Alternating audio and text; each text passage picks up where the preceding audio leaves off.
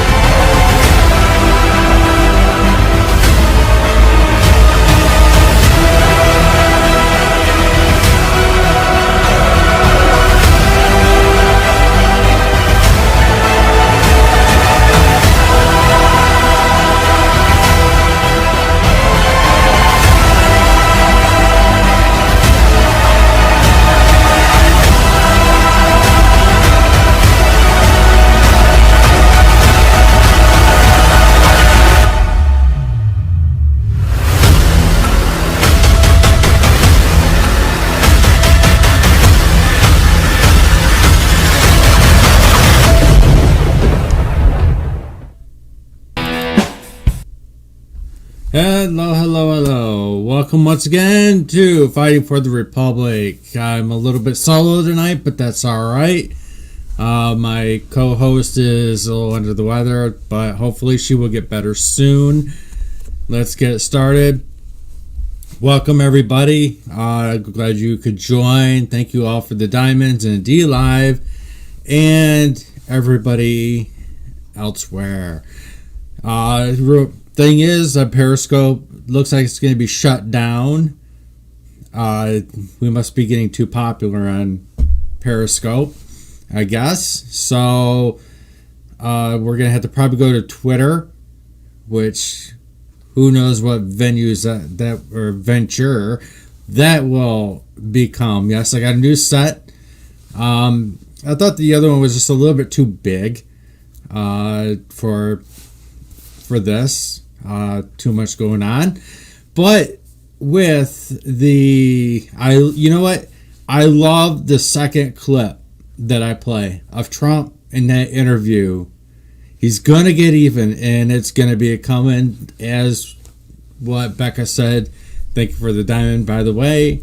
And D-Live. Hurt is a coming, and it's going to hurt really bad. Now we have Mitch McConnell, the rat fink turncoat, has supposedly, and I'll just say supposedly, but he probably did anyway,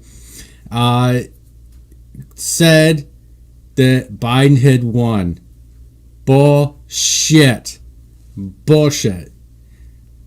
don't know what the deal is, but people need to knock it off. He didn't win. He's not gonna win. Trump is still the president, and what he just said, it tests his loyalty, and it proves to be right. And I'm telling you, it's gonna hurt. China Mitch, yes, he's a good actor. I'll say that he is, because he really played it to the T, didn't he? You know, he was nicey. Now he's the bastard that we all knew. Cocaine Mitch.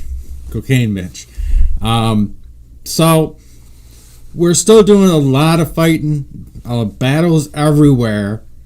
The Trump team, and you know what? I am so. Oh my God, who? Jesus, you had to put that one up.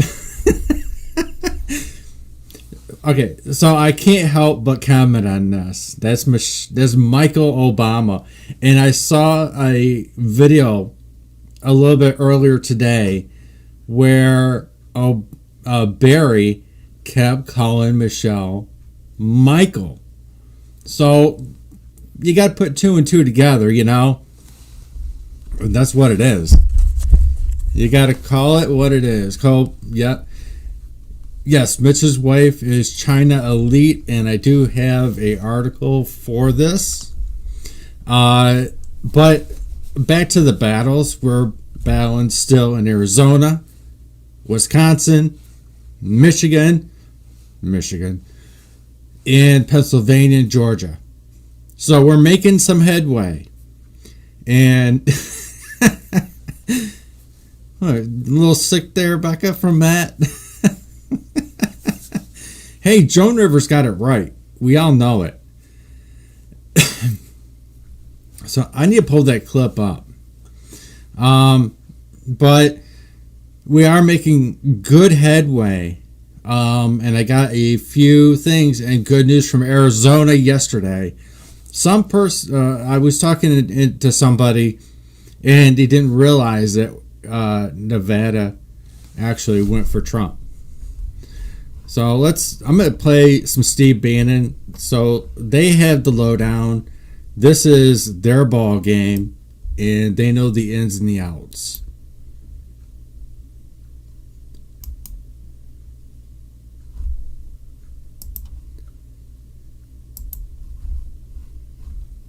Epidemic is a demon, and we cannot let this demon hide.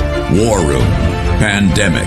Here's your host, This Stephen is K. the Bannon. best shows. Gives you all the information you really need. The John Fredericks Radio Network on Real America's Voice, Dish Channel 219. It is in Comcast 113 out in the Midwest. Fabulous job. They're the streaming service of the Trump Revolution. I want to thank all the guys in Denver. Do a great job co-producing this show. And remember, when I scream, it's a term of endearment. Also, G News, GTV throughout the world. We're on Rumble, everywhere, every platform. So make while sure we're you up, check sometimes them we're out. down because they don't like what we're saying. But info. hey, it is what it is. Okay, I want to bring in now Mark Serrano on a hot Tuesday morning here with news breaking all over about Stop the Steal, whether it's Georgia, Arizona. Mark, I want to go to number one, Michigan yesterday. Particularly the problem we had. We were counting up all the what are called dueling slates, I think the term of art is, or competing slates from Nevada to Arizona to Georgia, just to make sure that the president had all options open in January when this goes to Congress. But in Michigan, they had a particular problem. Can you walk us through what happened yesterday in Michigan? Big problem. So in Michigan yesterday, Steve, Governor Whitmer announced that the state capitol building would be locked down. So think about this. Tradition holds that their Senate has a ceremony sending the slate of electors onto Washington, D.C. On the 14th of December. So as that day began, the governor issued a dictum that basically said the Capitol is locked down. There's an announcement that talked about COVID, and then it seems as if she was claiming right-wing threats of violence. Yes. So think about the implications of this, Steve. The governor shuts it down. The Senate president, Republican, and the Republican House Speaker go along with it so that only certain electors were allowed in. There were people left on the curb, blocked by state police at the door, who were supposed to be in that room. There were legislators, duly elected legislators of the people, that were not allowed in the people's building yesterday. This is outrageous. This is like a police state that took place in Michigan yesterday with the governor who's been... And I contacted Senator Sharkey this afternoon. I left a voicemail asking for an interview and hopefully some answers, because Michiganders deserve it and they need to know what the hell happened. If anything comes about, I will be sure to let you know. Proven to go with excessive police powers due to coronavirus. You've got the Attorney General, who is subtly threatened that frivolous suits related to election integrity will result in action against the attorneys filing it. This is a classic police powers that are... Just to be clear, I said it nicely because obvious. I don't want anybody to get the wrong idea. I said it nicely. taking place, that attorneys who are doing their constitutional duties as officers of the court, representing interests who have interests before the court, are being subtly threatened from the Attorney General of the state. The governor shuts down the state capitol building. You had legislators and electors at the door asking to be let in, represented by Ian Norton, an attorney who works with the Amistad Project, who represents select legislators in litigation in the state. And the state police said, you're not allowed in. They tried to get their slate of electors delivered to the Senate president. A Republican, Shirkey, would not let them in the people's building yesterday, Steve. This is outrageous that they were not allowed in to speak their piece about this election and their concerns with election integrity. Let's talk about Shirkey. Let's talk about Shirkey. I think the president's had a couple of conversations with. I mean, the problem we have here is not a problem of Democrats. The problem we have here is weak-willed and cowardly Republicans, and that's from whether it's Pennsylvania, Georgia, Arizona, Wisconsin's not true because there they stood tall, or Michigan. Shirkey himself is a problem, right? This guy's basically taking. He has no interest in getting to the bottom of this. I mean, he hasn't even been supportive, I don't think, of the report that came out of Antrim County. So where do we stand actually in Mission and Gay? You've had this explosive report, and I'm not saying this report's holy writ.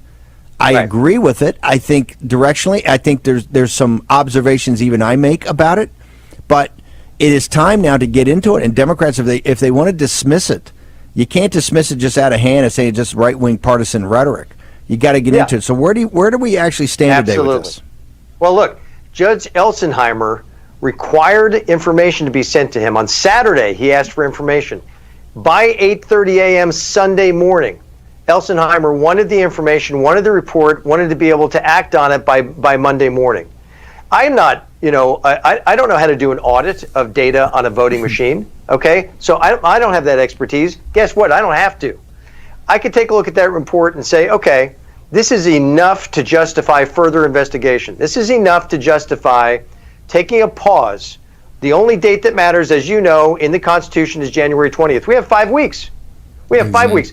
That report out of Antrim County raises a lot of very serious questions about the validity of data that came out of Dominion's voting systems in all these states. That's all we're saying. Is this?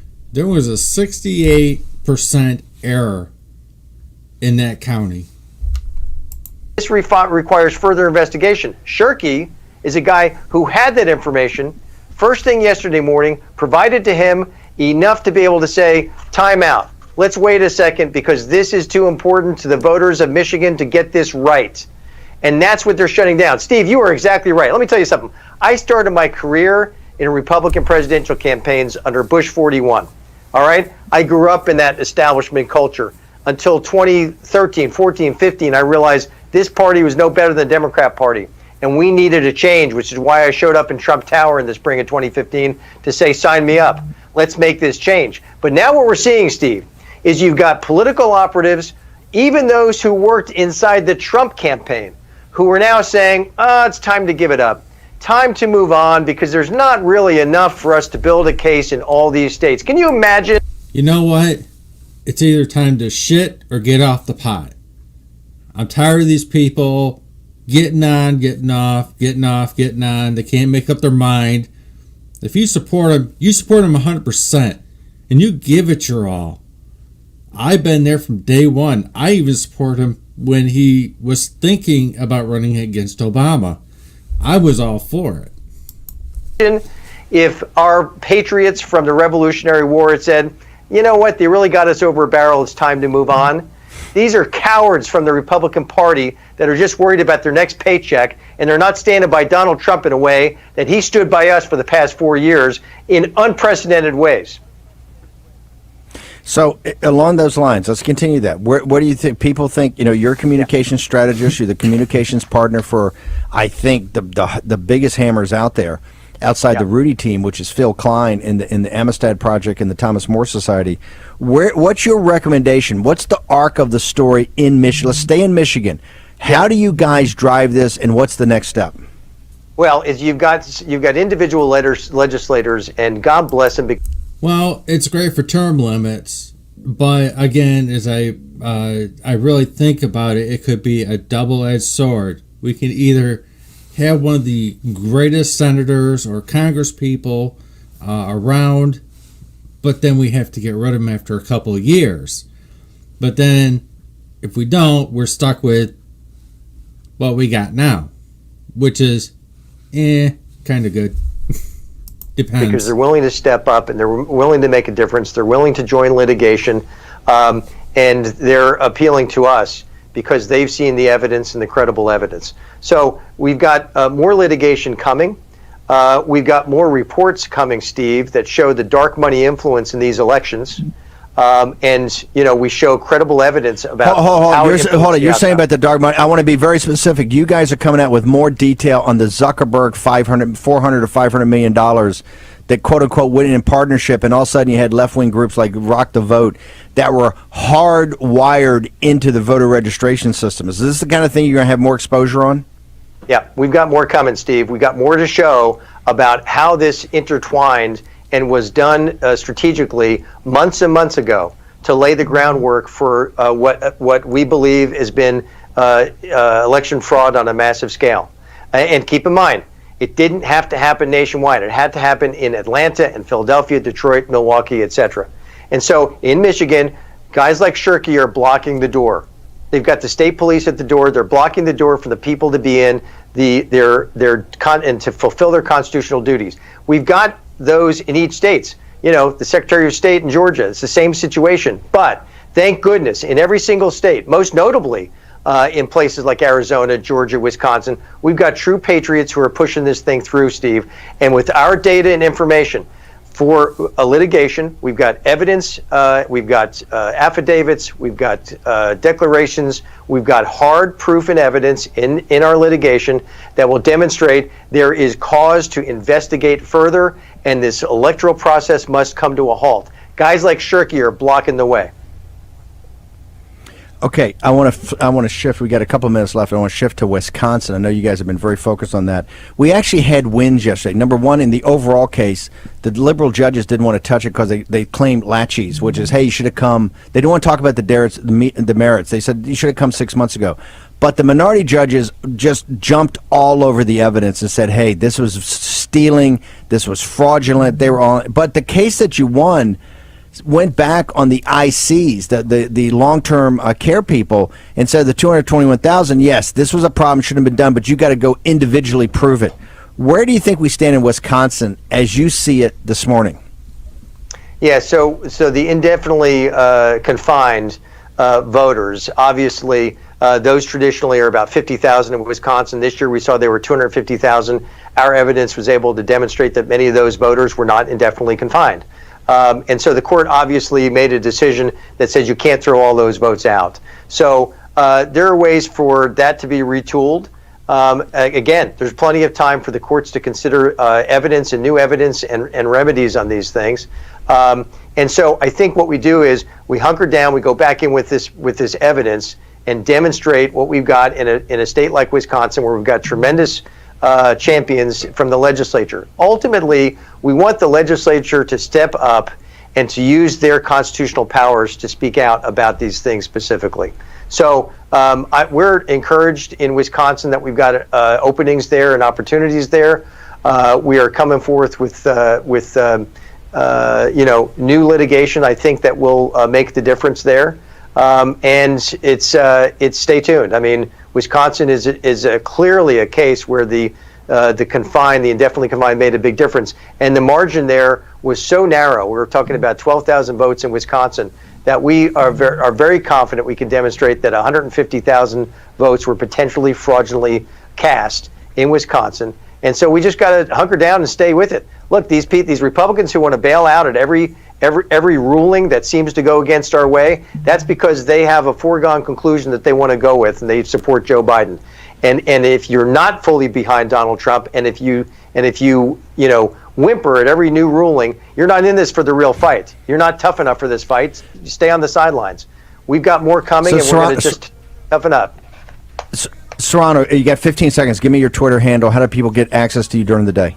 Twitter at Mark V Serrano, Serrano, on Parler and CloudHub at Serrano, Serrano. You got to follow Serrano. You got to follow Phil Klein. You got to follow the Amistad Project. You got to follow Thomas More. We're going to return in a moment with Revolver News. Darren Beatty. Now, when it comes to this,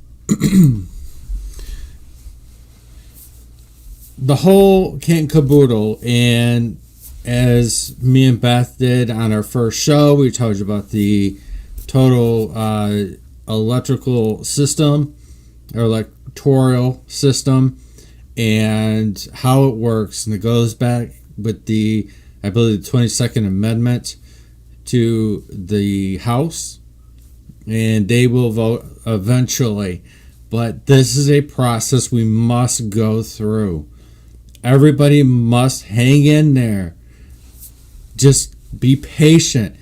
I know people want things done today. It doesn't happen today.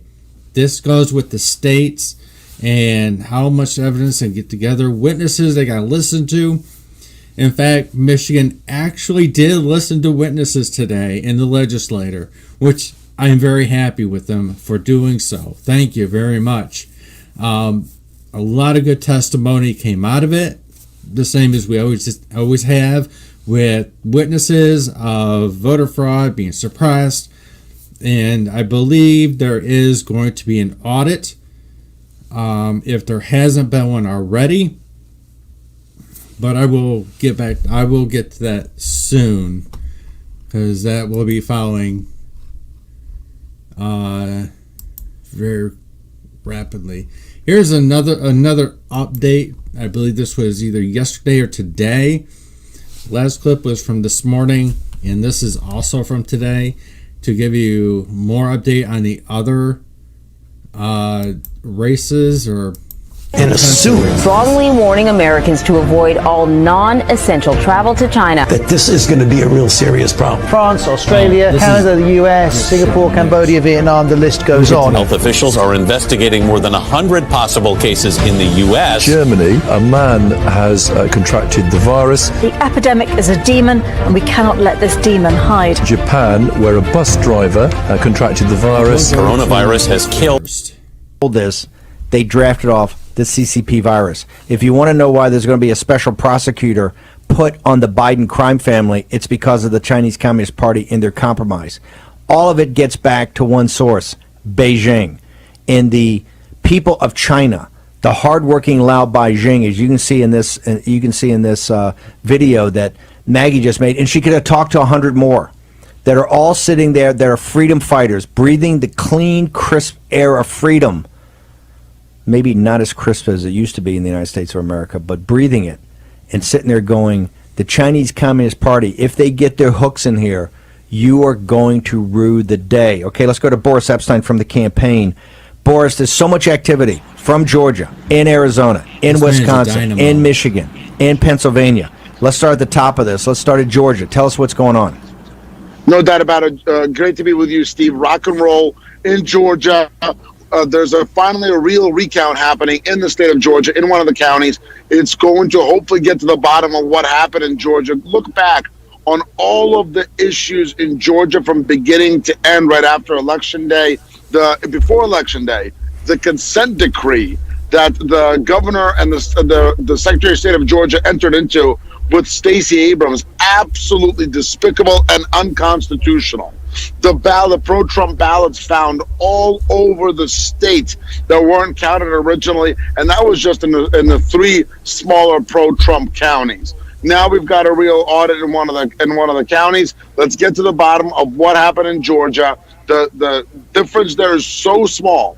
The split is just about 14,000 in the state of Georgia, and I'm confident when the real votes are counted, it'll be determined that President Trump won the state of Georgia. And to those people who are saying, how confident do you feel that Cobb County, which is the county that was polled, a lot of people are telling me, hey, that was the one that was one of the tightest run. How confident do you feel that you haven't walked into a trap? That Roethlisberger, who I don't trust as far as I could throw him, and I know that a lot of people say he's going to get an award, he's going to flip to the Democratic Party. This guy's on CNN and MSNBC nonstop, right? He ain't coming in the war room. He's on MSNBC, he's on CNN nonstop. How do you know? What precautions have you taken? You've got great people there. You got Cleta Mitchell. You've got an amazing team. Who's on top of this thing to make sure we don't get played on Cobb County? Because all they want to do is say, hey, nothing wrong with Cobb County. We're dropped it. Trump ran his mouth, wanted a signature match. You got your match. We picked 3 votes. We did it. We're out of here. How are you ensuring that that's not going to happen?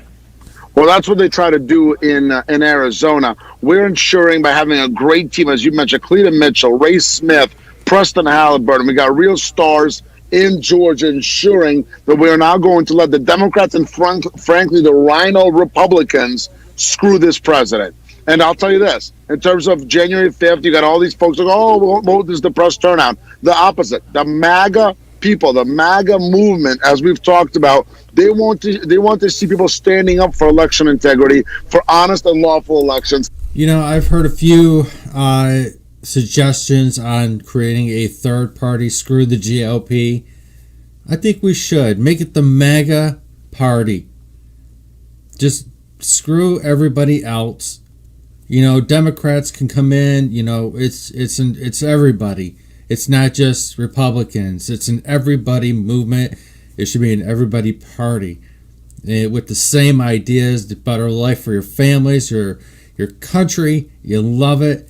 You want something better for the future. That is what MAGA is about. It's to make this country better than it was before. And it will continue. So that may be something that hopefully somebody will make a suggestion out of. And that will make them come on. This is energizing the MAGA movement, as you know, and as you've seen from your. I could not disagree more.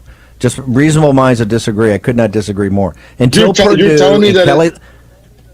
Until Purdue and Kelly. I'm saying our fight. Hold on, I'm saying that our fight. Oh no, this is yes. This fight. By the way, the fight that you're doing right now is extraordinary. The fight the Trump campaign is putting on. Well, but here's the question: why don't you get the MAGA movement? You guys are at the tip of the spear and really holding the Georgia establishment to account. Why are you not getting? What does it? Mitch McConnell likes being called leader. He likes all the big deals he can cut with the donors and the lobbyists by being leader McConnell, right? What has not sunk into him that the fight that you guys are down there in Georgia right now, fighting for an actual true count of a vote, is inextricably linked with their potential to win on January 5th and therefore to allow Mitch to be the leader? Why is there some sort of disconnect between the fight you're fighting and January 5th? It's extremely disappointing, frankly, and I disagree with Leader McConnell's comments today, and I understand that he's got a plan for contingencies. But what I'm saying, and you and me are actually saying the same thing, I'm confident, unless one of us is on a mind melt, what I'm saying is that our fight for election integrity is what is motivating the MAGA movement. Yes. And yes. They are energized by it and not depressed by it. That's my perspective. And I think you agree. And you're seeing that in the huge popularity of this show and the huge response to the show all over every single outlet out there. And I think if the leaders of the Senate, including Mitch McConnell, and everybody who cares about this Georgia fight need to realize that by showing that they care about the president's lawful election in Georgia is how they'll get people to turn out for the January 5th special election. What I love about it, you guys are getting wins every day, and victory begets victory, and you guys are grinding through. Let's go to Wisconsin. I believe what the Supreme Court said the other day was quite powerful in the argument of the president to say, hey, we can only count illegal ballots. Now, you had this thing on the IC, the indefinitely confined, right? That to me looked like a big win, although they did put it back onto the campaign and say, look, we're not going to have collective guilt here. Yes, there used to be 25 and now there's 221,000, however. If you guys, you talk big Trump campaign, if you want to go find them and come back here and argue individually, we're open to that. Is the campaign going to step up and go do the grinding work that you need to do to basically put it back up in the Supreme Court of Wisconsin's face?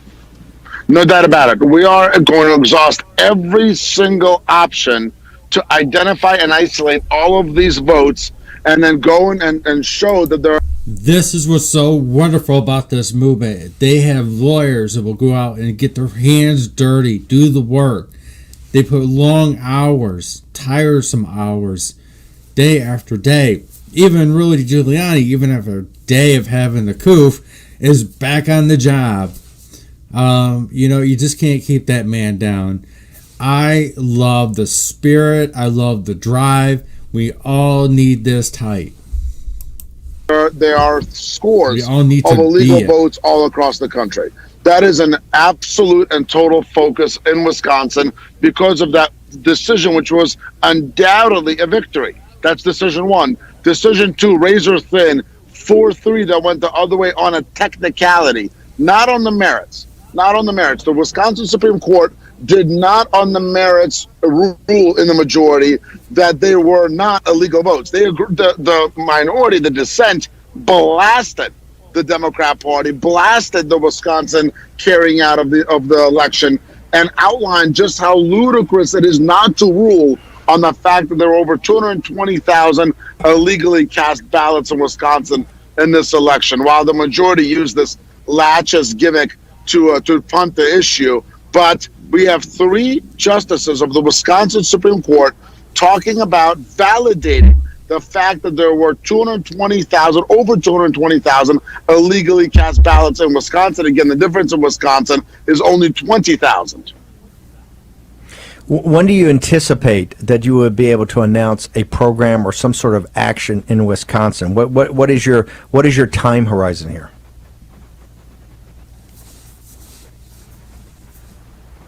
I think we do. We're exhausting every option. Look into this. It's a bit complicated. You could.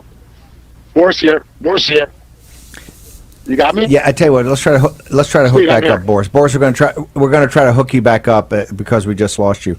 That's Boris Epstein from the campaign. What he's talking about is that there's this amazing ruling, and this is Reince Priebus and the guys out there in the state and the GOP.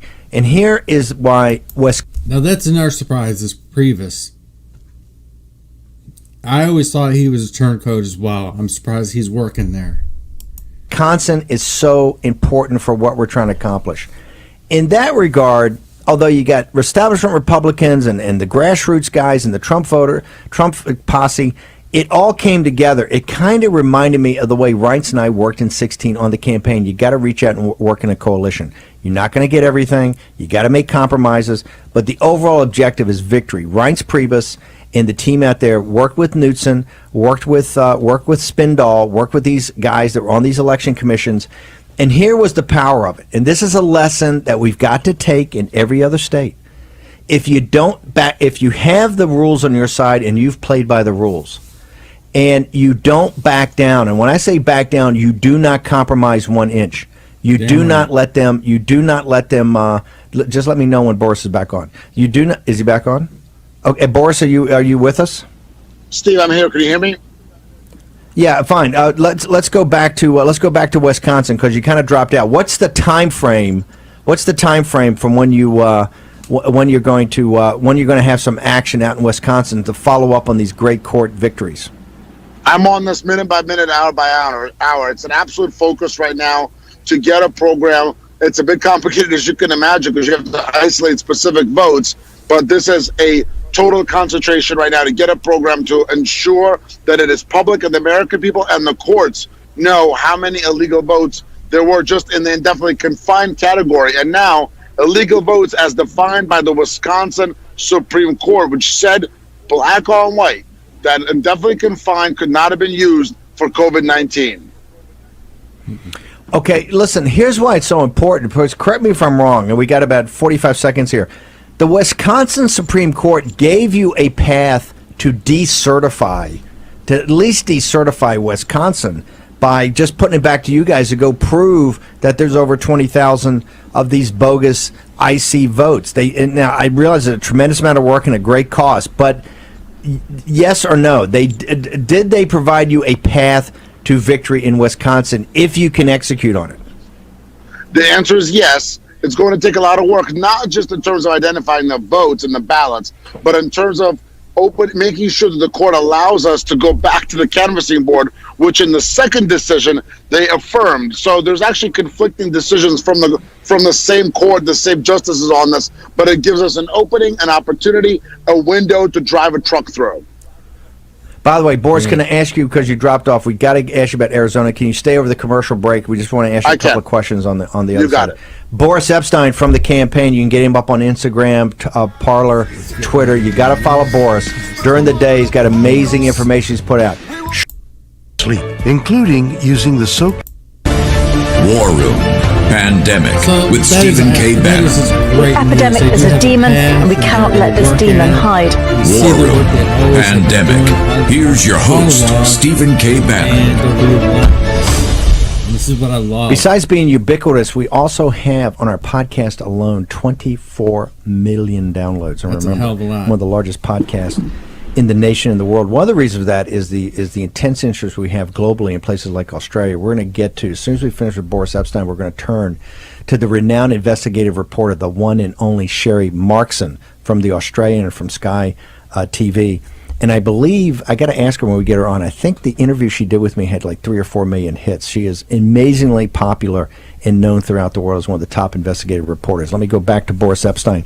Boris, Arizona, you were sent out by the campaign early on the days right after the election on November 3rd to oversee Arizona, and you grinded it out there, I think, for a month. There's huge news coming out of Arizona. I want you to be able to frame this for the audience. How big a deal? See, it's really important that they tell you they're the ones doing the work. Is the subpoena that the state Senate's working on to send to Maricopa County's Board of Supervisors and election officials?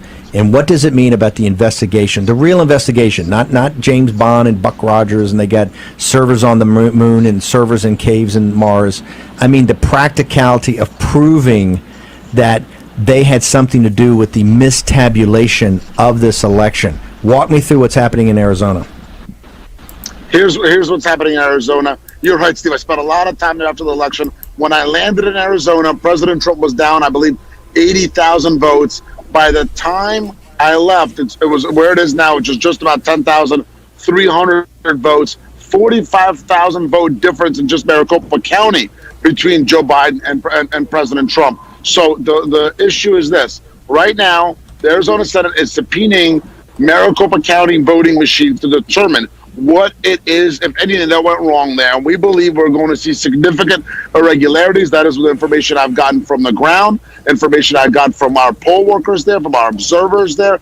They believe that these machines did not act properly and benefited Vice President Joe Biden over President Trump. We saw the huge error numbers coming out of Antrim County that we've talked about, much bigger than the acceptable error rate of 0.0008% that's accepted under the Federal Election Commission. So Arizona is a vital battleground right now and truly turning a corner by subpoenaing the election process machines. There was huge news from also Sidney Powell. Arizona GOP, both subpoenas were served today, and they call for information to be diverted to the Senate I never can get this right. Justice Committee Chairman on or before 5 p.m. on December 18th. Submit by Karen Fran today under the direction of Senate President Committee Chairman Eddie Farnsworth issued subpoenas to the Maricopa County Board of Supervisors.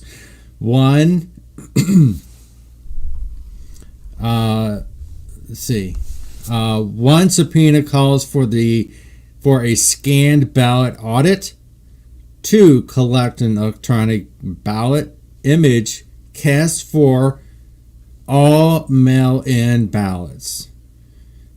Continued in November 2020 general election in Maricopa County, Arizona. Second subpoena calls for a full forensic audit of a ballot tabulation equipment, the software for the equipment, and the election management system used in the 2020 general election. Important, December 18th, 2020 is also the deadline for the DNI, John Ratcliffe, and the Office of the DNI to provide Donald Trump with an assessment of any foreign influence of the 2020 election. So that is a side note. Last question is Michigan. What is going on in Michigan? You had this report from Antrim. I realize it's a report done by people that work for you. You're looking for account. All the Detroit Free Press and the officials that are dismissing it, but they never get down to the specifics.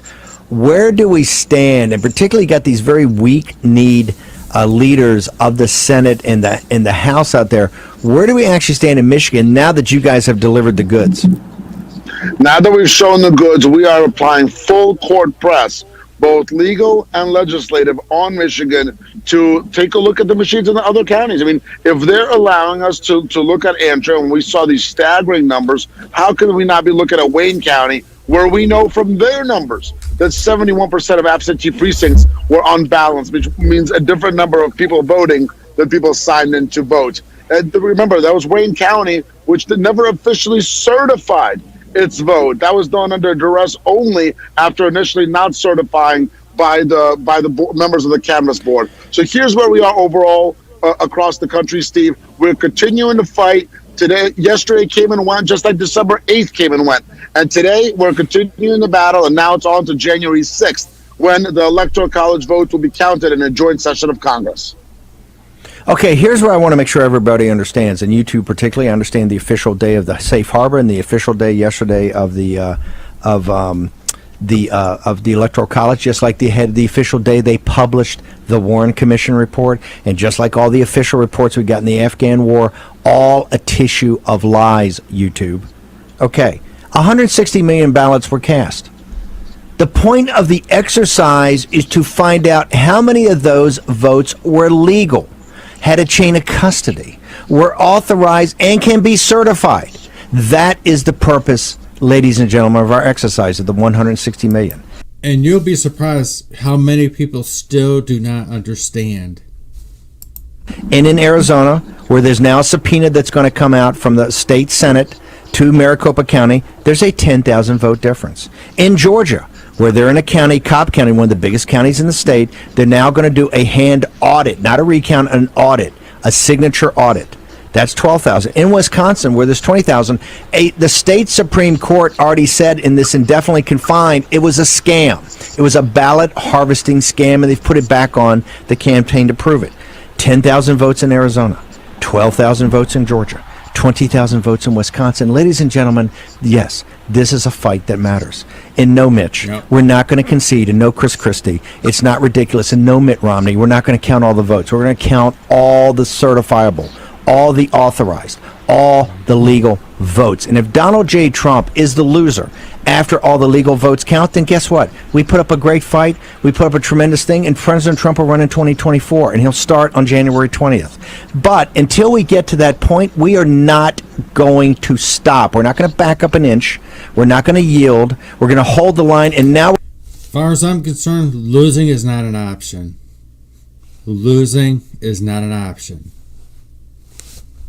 We're going to move the chains, because guess what? We're on offense, and you see every day something else breaks. Boris, I can't say enough.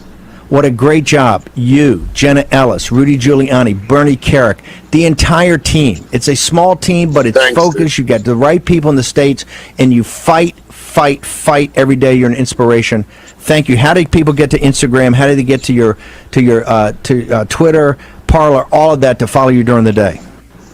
Steve, thanks so much for kind words, and God bless you in the war room. The work you've been doing, spreading the word, cutting through the, frankly, BS of mainstream media is absolutely vital, and it's a righteous fight. I'm on the gram big time. Instagram, Boris_Epstein, Boris_EPSHTUIN. Twitter, putting things out all day, every day, at BorisEP. Parler, the one and only, at Boris. Instagram, Boris_Epstein. Twitter, at BorisEP. Parler, at Boris. Keep fighting. Stay strong. God bless. Rock and roll.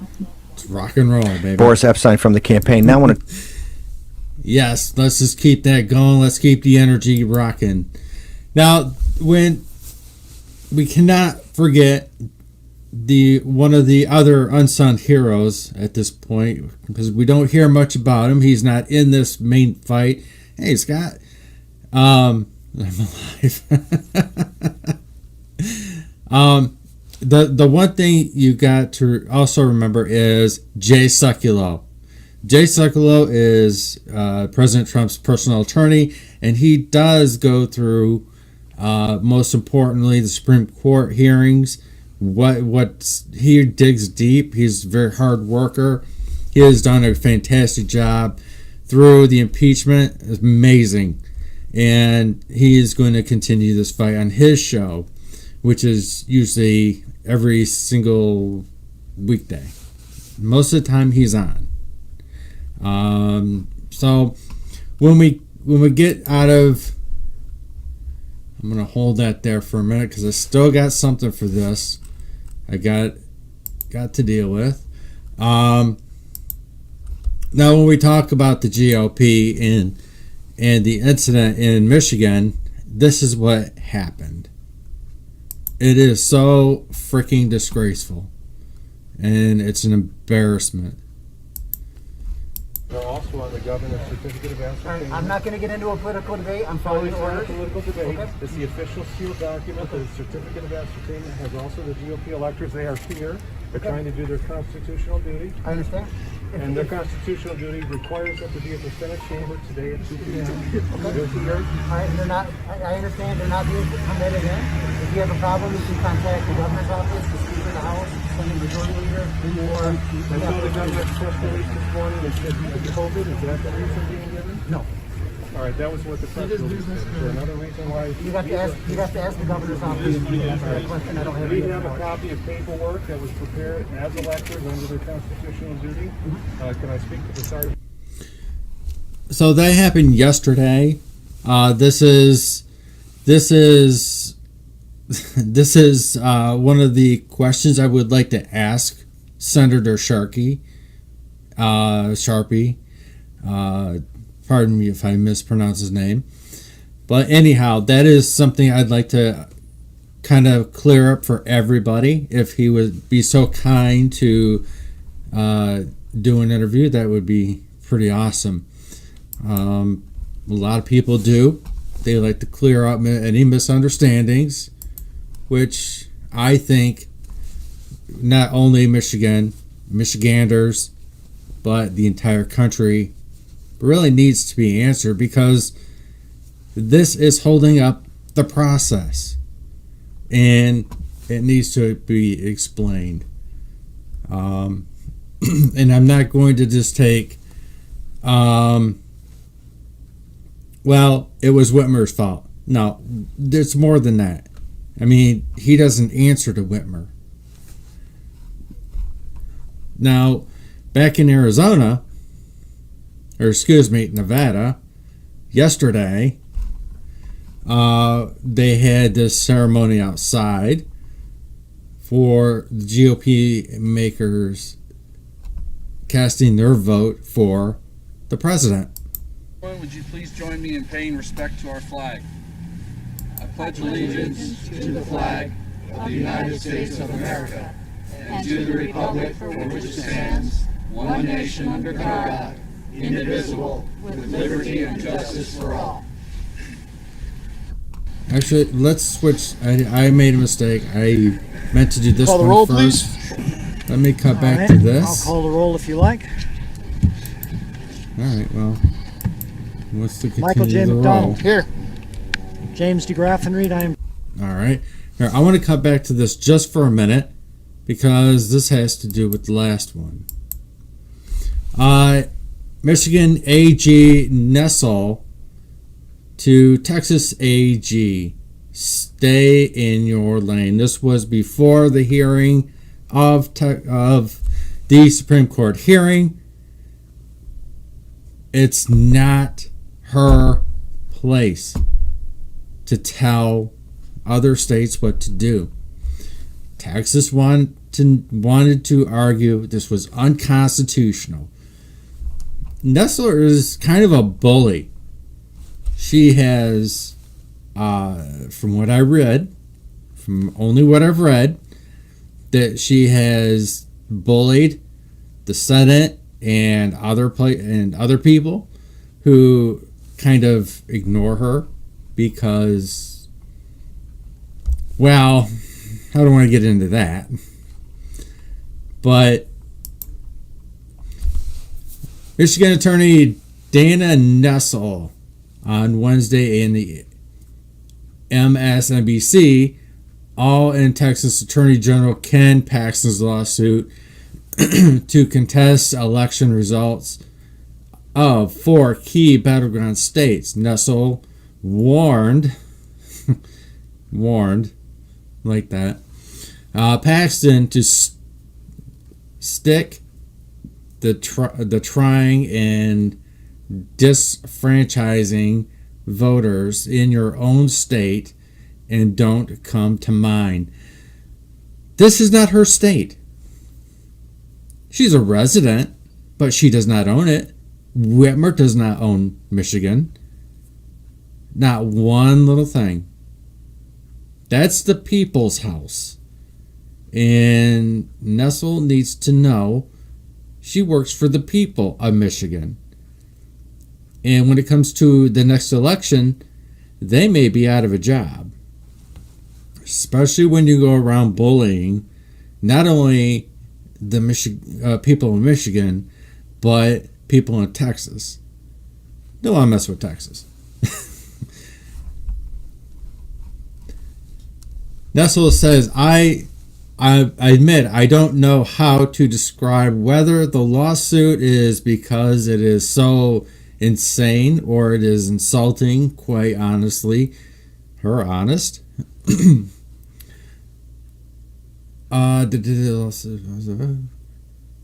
See, insulting, quite honestly, to have state of Texas come into Michigan and try to overturn the results, whether nearly 155,000 Michiganders voted, whom voted for President. No, it is not President-elect Biden. It is Vice President Biden, and it will continue to be that way over President Trump, which they cheated, as we're finding out. And now to say that you want to come here to intervene in our state elections. It is outrageous. We'll throw a little temper tantrum, won't you? So, I had another one where, and I don't know what I did with it, but that's all right. We'll go right back cross country to Nevada and resume. Just wanted to bring that to you.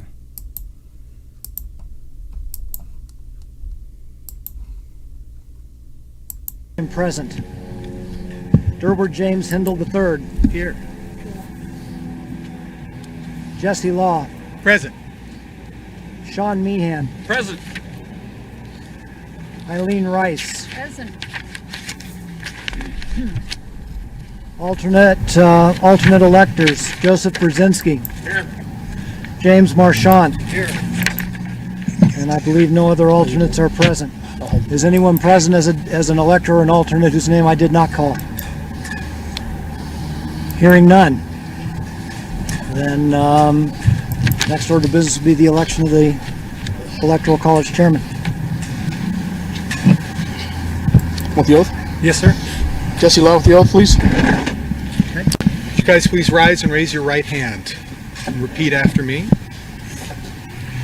Do each of you solemnly swear to affirm that you will support, obey, and defend the Constitution of the United States of America and the Constitution of the State of Nevada, and that you will discharge the duties of your office with fidelity? If so, please say, I do. I do. I do. Thank you, Mr. Law. Next election of the delegation chairman.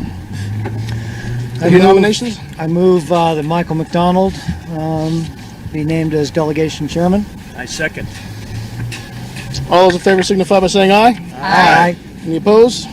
Motion carries. Election delegation secretary. I nominate James DeGraffenreid. I second. All those in favor signify by saying aye. Aye. Any opposed? Motion carries. Next item on the agenda is filling of vacancies. Mr. Chairman, as secretary, I can report that 6 electors are present and we have no vacancies at this time to fill. Thank you very much.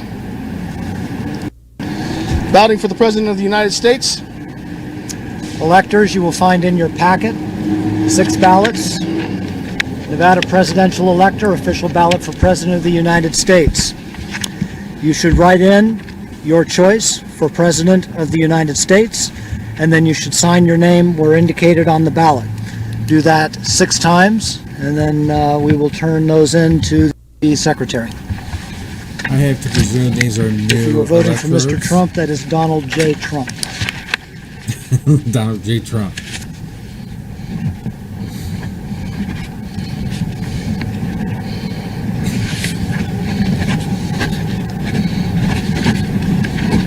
That's a lot of writing. So these must be new to the council, however you would like to present them. So this gave our President Trump the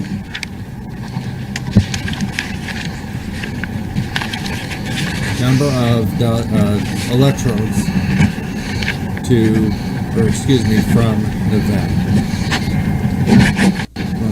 Writing.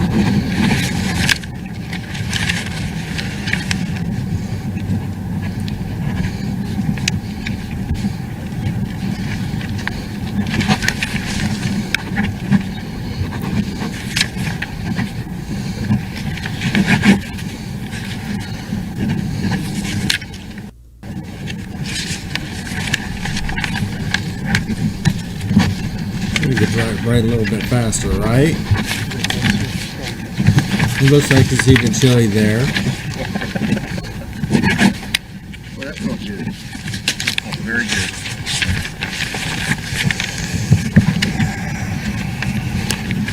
Yes, yes it did.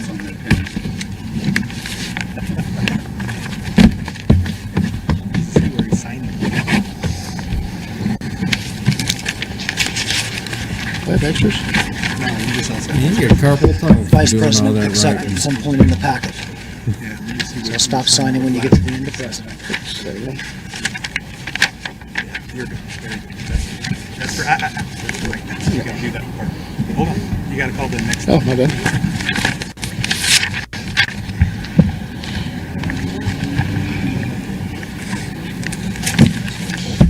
Call the roll. Not yet. Mr. Law? Mr. Law? Your ballots. Mr. Meehan, your ballots. Mr. McDonald, your ballots.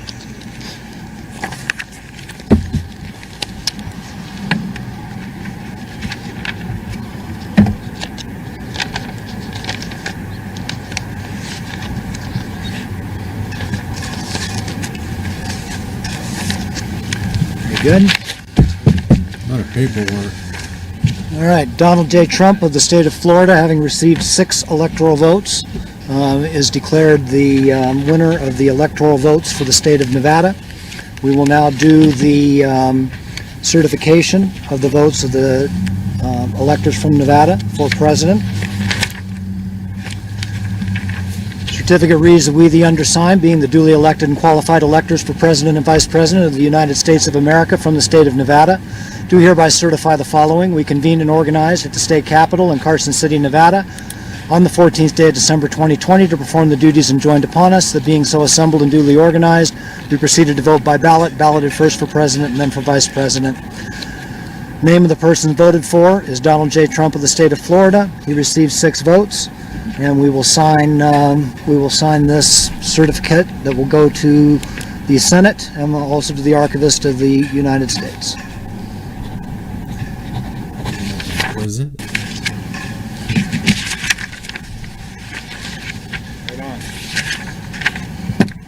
You notice they had to do it outside.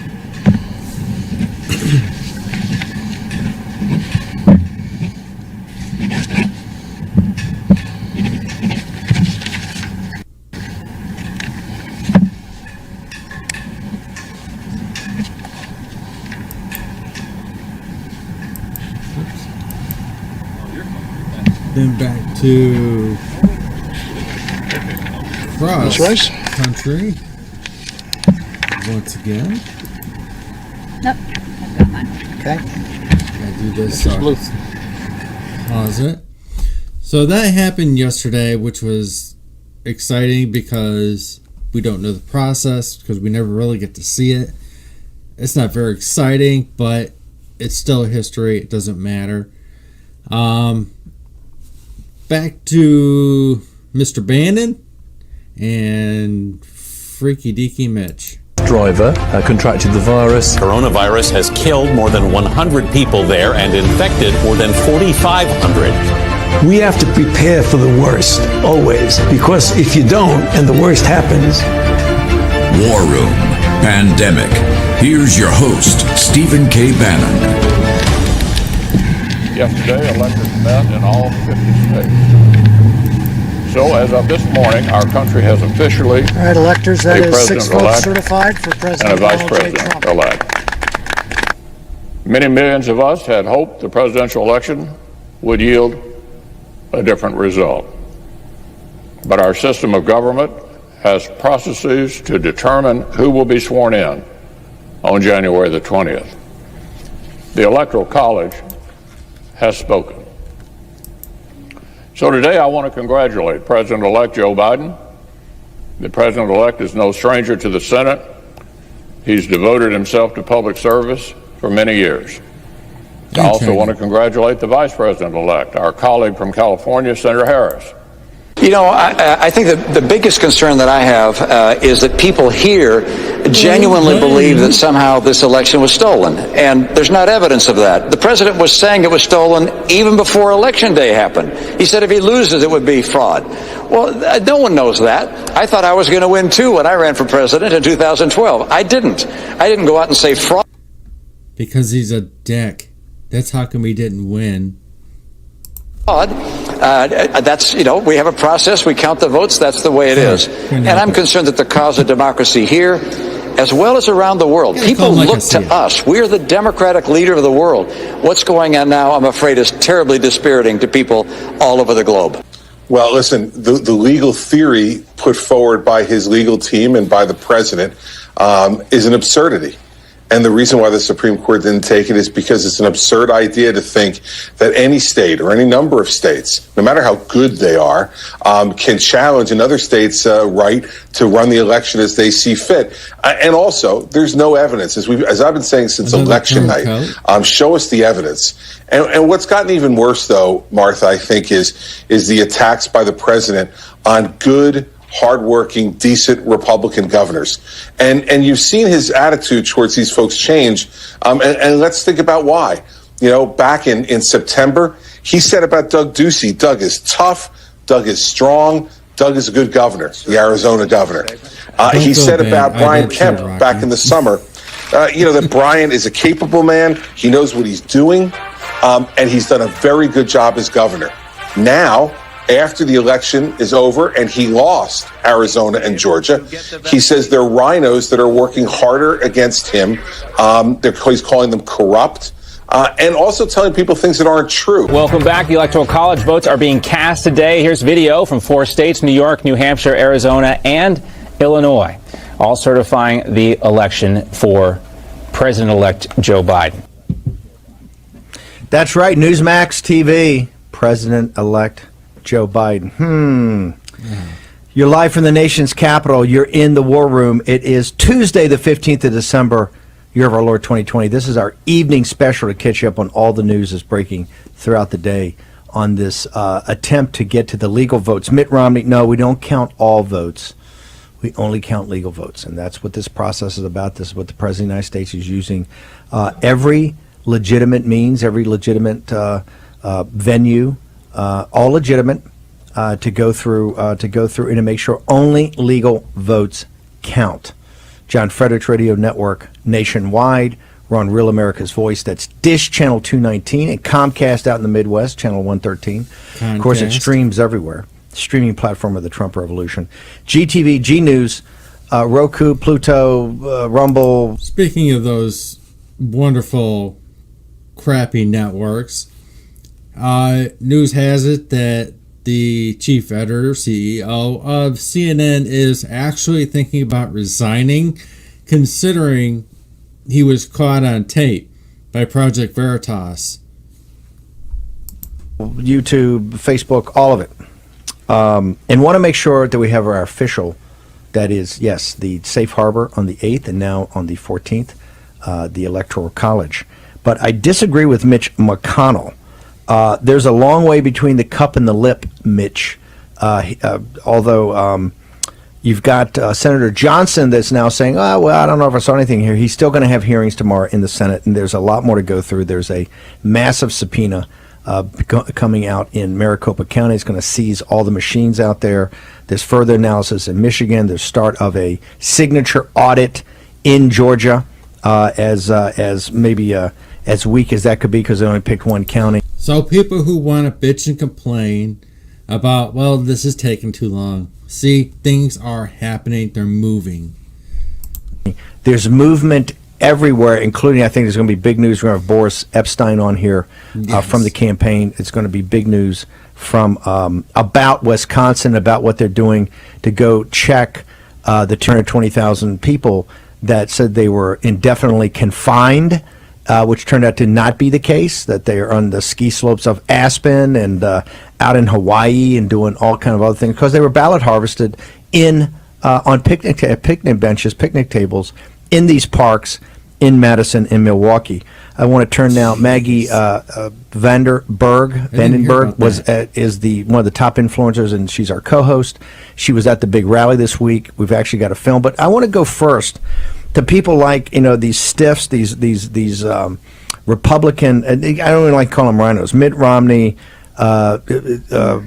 Chris Christie, people who don't matter, but the mainstream media still gives a platform to be able to trash President Trump. And Christie's the worst. Remember, Christie is the guy on Billy Bush Weekend waddled up there to the penthouse, and he's sitting there with his New York Giants stuff on, sweatpants, sweatshirt, and ball cap, dressed literally like a 9-year-old, like a mother would dress a 9-year-old. The guy is psychologically, there's something deeply wrong, but he sits there and he threw in the towel for us. Oh, this is not about the election. That's over. This is about your brand. He wanted Trump to come out and cry and drop out and everything like that. He's always a quitter. And in fact, when he got run out of being the governor of New Jersey, he was at, I think, 8%. Because you had lied about the bridge, and then even more so, you lied when you're sitting in the beach chairs. In fact, Denver, I'd like to pull that. We got to play the beach. We got to show the beach chairs thing sometime. Closed all the beaches in New Jersey. Yet he and the family had the special lodge down there. No. Oh yeah. This guy's. Oh yeah, we'll show you. Wow, that really sounds familiar, right, Governor Whitmer? Horrific. If you're from New Jersey, you know that. Well, I expect this kind of thing from Mitt Romney and Chris Christie, but Mitch McConnell, my goodness, I don't know if anybody else was. What do you mean, my goodness? Why are you shocked? Why are you shocked at that? I felt sick, like I don't know, it's Mitch, but Do you think you were down in Georgia? Can Purdue and Loeffler, can they win? Can they be competitive if they take the Mitch McConnell party line? Oh, Joe Biden's from the Senate, Kamala Harris is from the Senate. They're just buddies from the Senate. Really look forward to working with them. Is that a winning pitch down in Georgia? No. It's definitely not a winning pitch. People want to see fighters. They want to see people standing behind the president. They want to see and support people who are standing up for this fight. They're not going to show up in large numbers and vote for them if they feel like that they're not electing a fighter. So if you're down in Georgia, get down. Make sure you vote. Voting has started. Early voting. Vote for the 2 GOPs. Running for Senate, make sure you get out in person. Get out and vote. No excuses. The Senate rides on you. You are the key. They feel let down.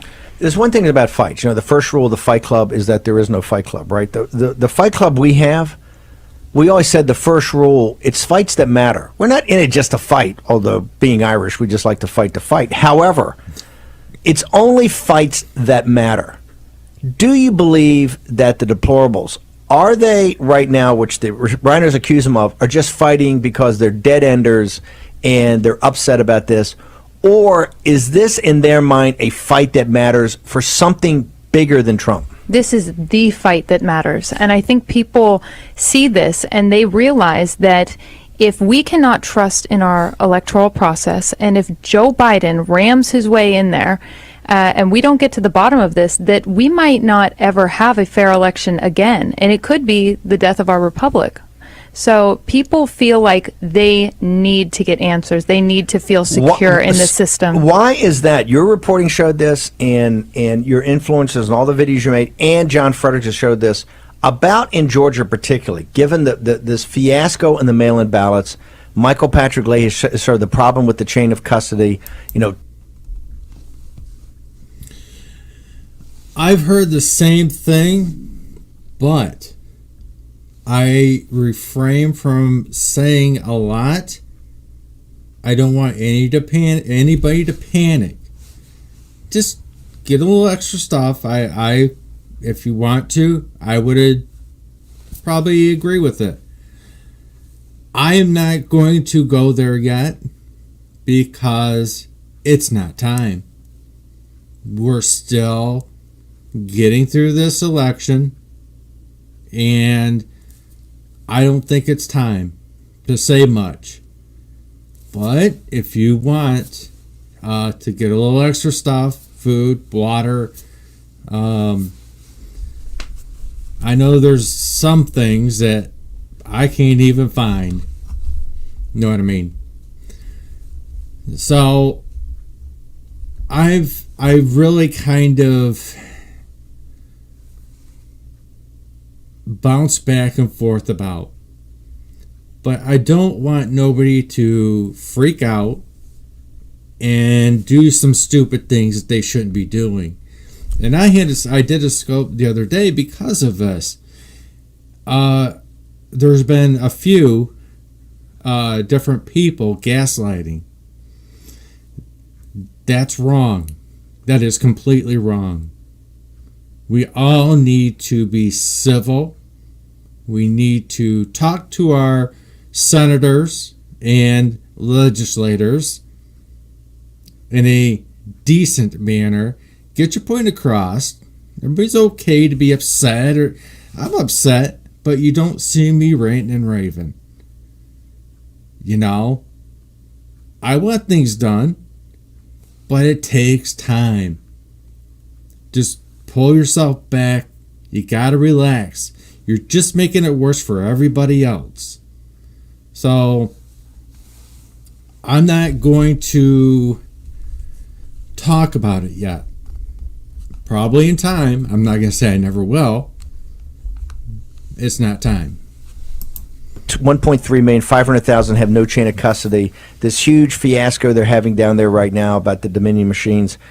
Why is it that McConnell, the establishment, and Perdue and Loeffler, for some reason, think they don't have to address that issue? That if that issue is not addressed, they're still going to get a big enough turnout to win on. And you also got to look at the president.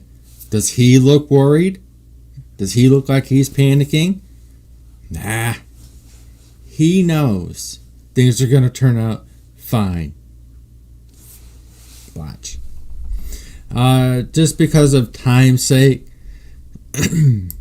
I'll move on to the next story. I got a little bit of things here when it comes to excuse me. It's just dry in here, folks. That's it. Dry air. When it comes to Mitch, well, I actually just found out he has ties to China. Imagine that. Who the hell doesn't, pretty much, in either House or Senate, you know? Most of them do. Governors.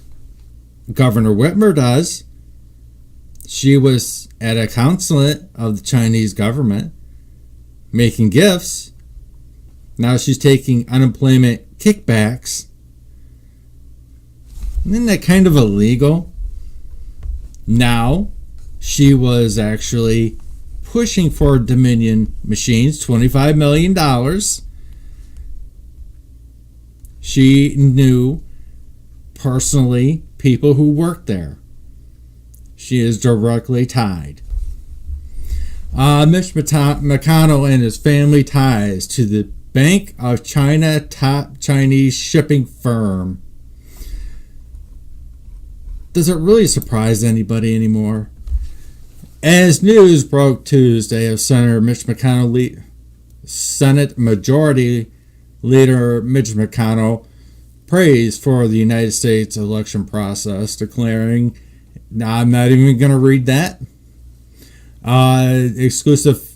The senator's exclusive family ties to China have resurfaced as a topic of conversation. McConnell's marriage into the Cho family dynasty has consequence a I'm not even going to bother with that word either.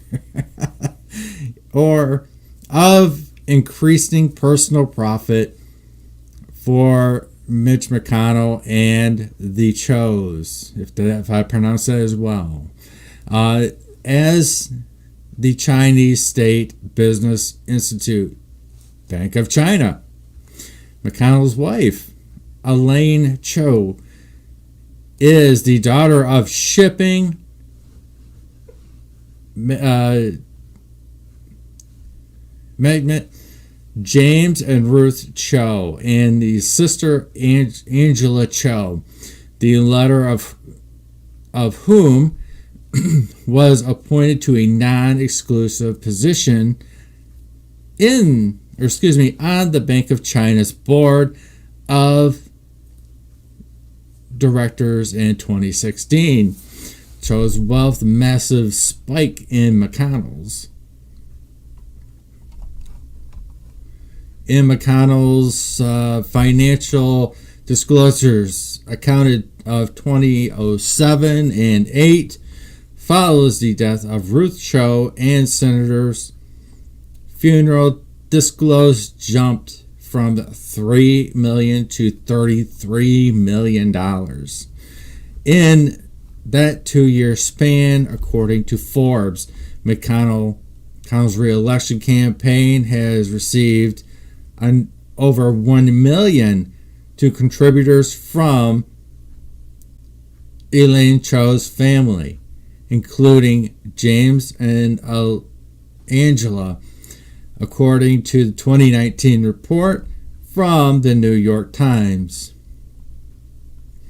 Cho's shipping empire, adding from her position at the Bank of China, Angela Cho also serves as CEO of Foremost, which is the Cho family's billion-dollar maritime shipping empire. While Foremost is the ostensible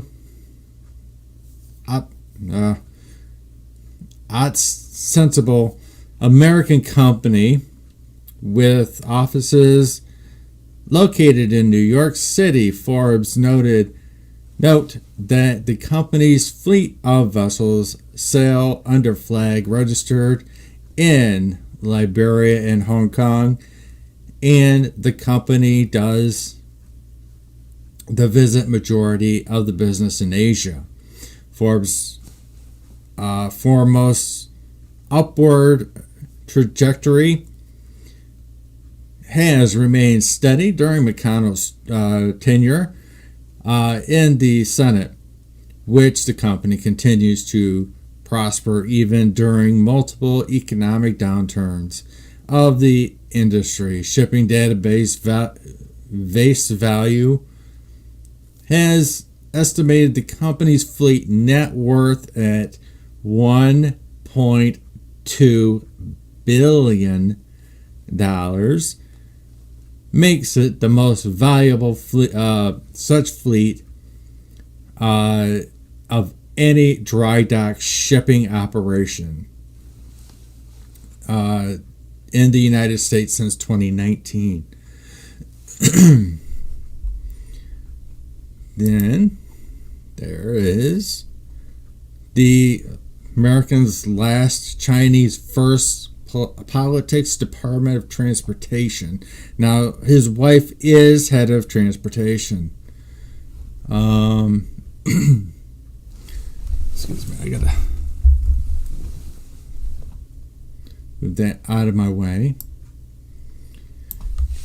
Under Elaine Cho's tenure as Secretary of Transportation, the agency budget has repeatedly called a cut program intended to subsidize the facility double meantime industry of the United States, moving a cut few fundings of federal grants and small commercial shipping yards and federal loan guarantees to domestic shipbuilders, according to the Times.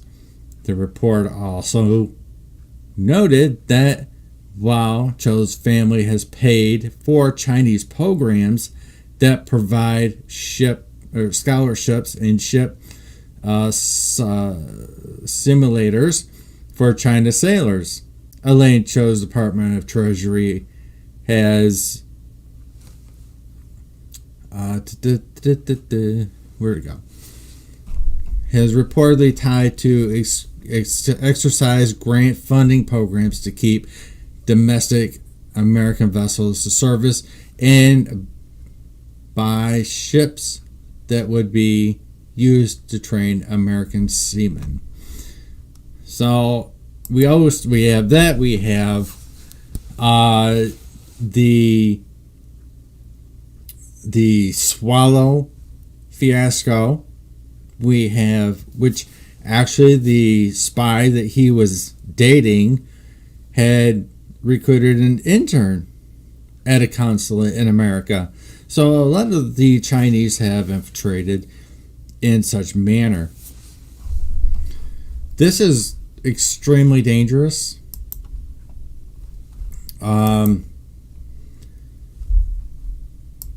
For America itself. And let's see. The next story speaking of the Chinese, this is a short little video.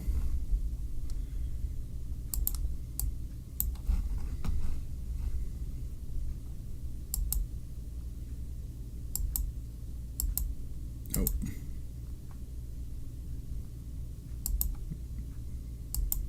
There we go.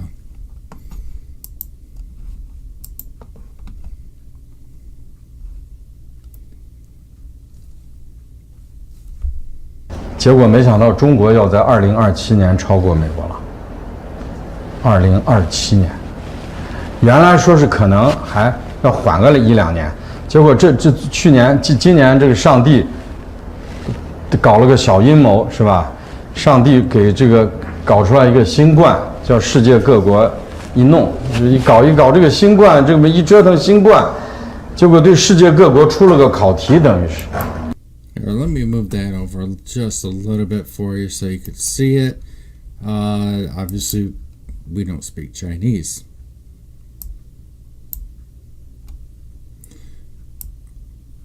I will let...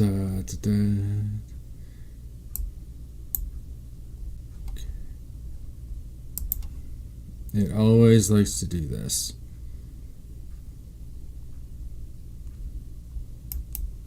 Okay, there we go.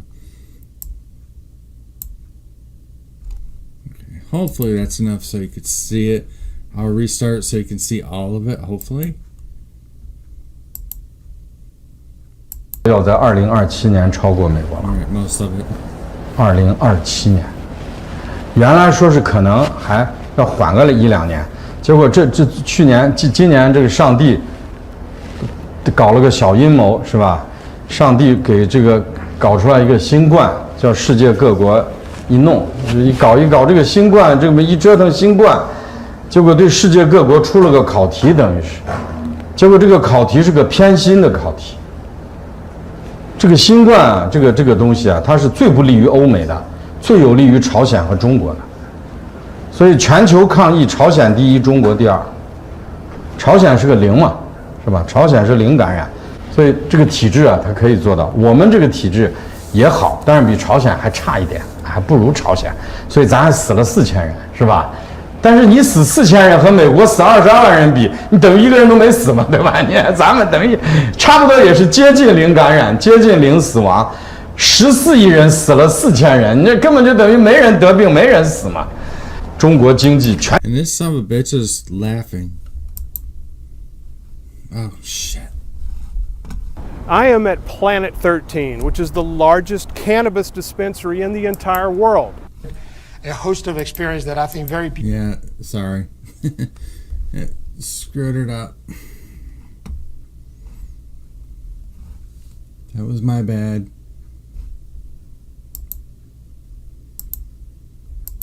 I'll get back for you.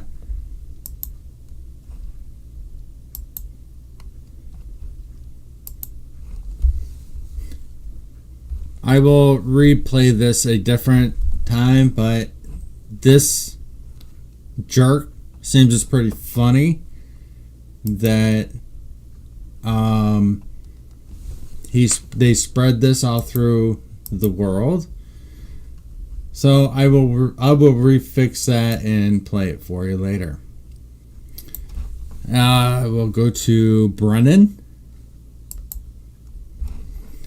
Breaking news, the DNI declassifies handwritten notes from John Brennan in 2016 CIA referral on Clinton campaign operations. U.S. intelligence officials were so concerned heading into the 2016 election that the Russians were aware of the potentially manual plunge oh God, hate these words.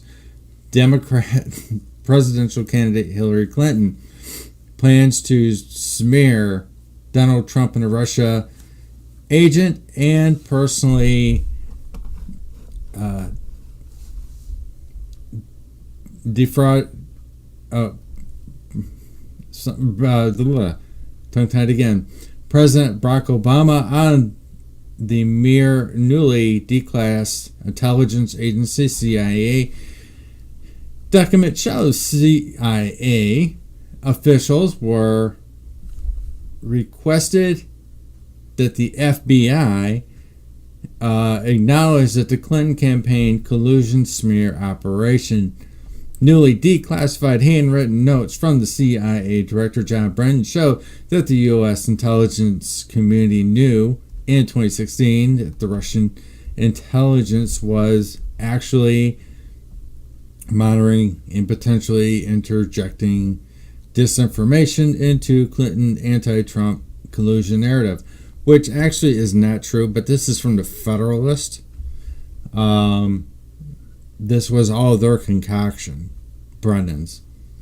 The intelligence, considering Russia acknowledges the Clinton's campaign plans, was so concerning that Brennan and other national security officials that of the 2016 handwritten notes from Brennan was declassified by the National DNI, John Ratcliffe, to provide to Congress on Tuesday afternoon.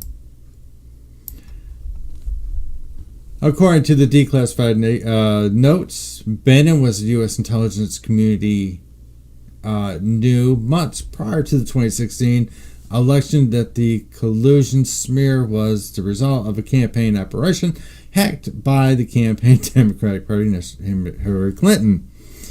That's correct.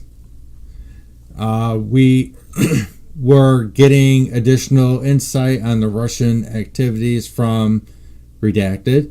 Brennan's handwritten note stated, "City alleged, approved by Hillary Clinton on the 26th July, of the proposal from one of her foreign policy advisors to verify Donald Trump by stirring up a scandal claiming interference by the Russian security service." The note appears to have been prepared by Brennan to minimize a meeting had at the White House with the president, who his top national security advisors, including in Brennan's notes, are the responses and other participants in the briefing, including those former White House National Security Susan Rice, former White House Chief of Staff Denise McDonough, a former DNI James Clapper, and represents are redacted. Joe Biden had to be there. The notes appear to have only prepared by Brennan and the White prepared, analyzed the meeting held at the White House. Did that. At one point, Obama asked whether there was any evidence of collusion between Trump, the campaign, and Russia. The response, that may have been recorded in Brennan's notes, redacted. So there's his personal notes that he has. I know you can't read his handwriting because I sure the hell can't.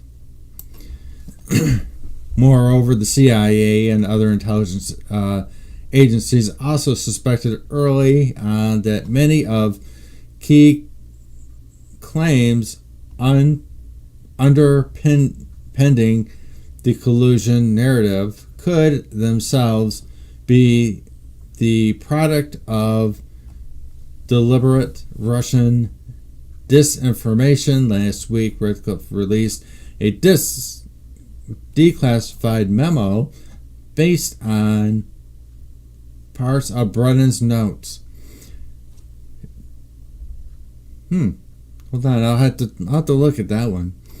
Russian intelligence was aware of Clinton campaign's plan, including the likelihood that it would trend Russian disinformation. That's really curious. Here, let me cut that out just for a minute. Let me take a look at what we got here. I did not see this part. Oh, it just goes right. It goes this article to article. But that was a little bit from the Federal List. Now I have more wonderful Chinese. They're everywhere, man. I'm telling you. Oops, don't want that one. Oh gosh. Leaked documents showed Justin Trudeau welcomed Chinese troops to train in Canada military base. Now, I have presented this a few times, so here is more evidence. I won't go through it because pretty much has gone through it. Well, maybe I will. I didn't see this. Newly released 34 documents.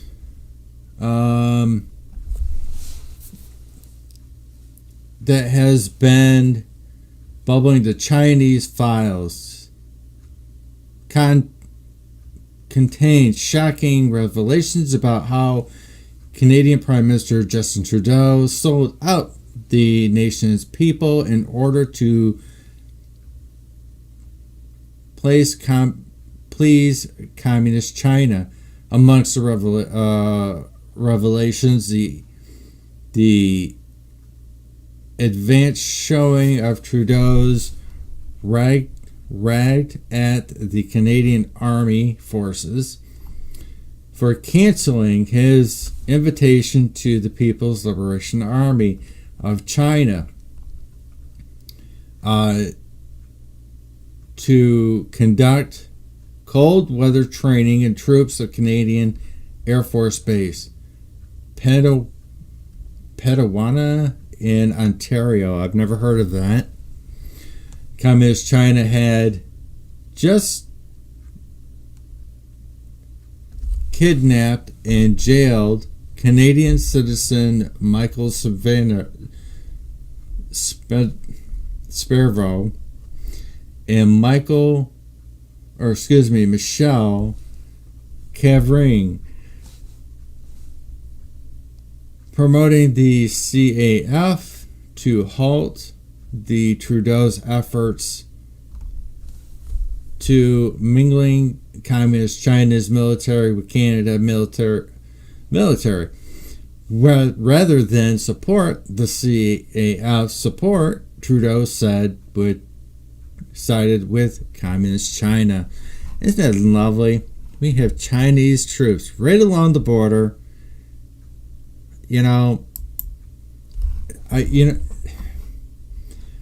Can you ever fix stupid?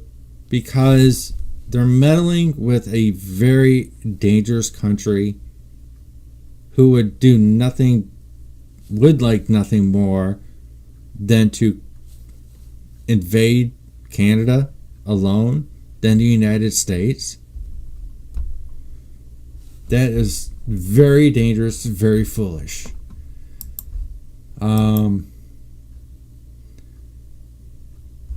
When it comes to other Chinese stories, let's see. No, it's not the one.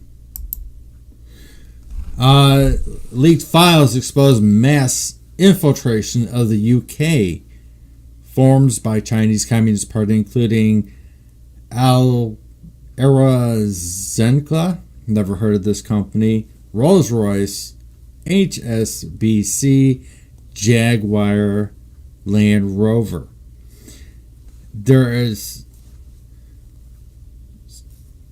Yeah, okay. Yeah, I've never heard of that. So this is more information. This came from the Australian investigative reporter. She has done a smash-up job. Awesome. There are many more companies, probably we don't even know about, that they have infiltrated. I have that is an hour long, but I will play this another time. I got to get rid of some of these. Here's a very short clip from Cindy Powell about the elections and what she thinks.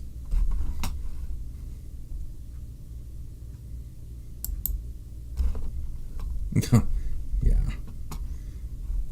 I definitely got to fix this. It's more than sufficient to trigger the president. Okay, I can only see half of her. Come on, Sydney.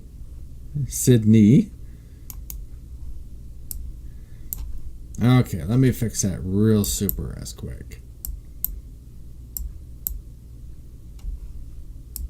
It's just frickered up. Okay.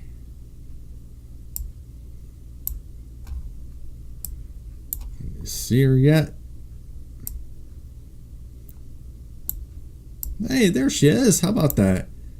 I knew she was hiding there somewhere. Executive order from 2018 that gives him all kinds of power to do everything from seize assets to freeze things, demand the impoundment of the machines.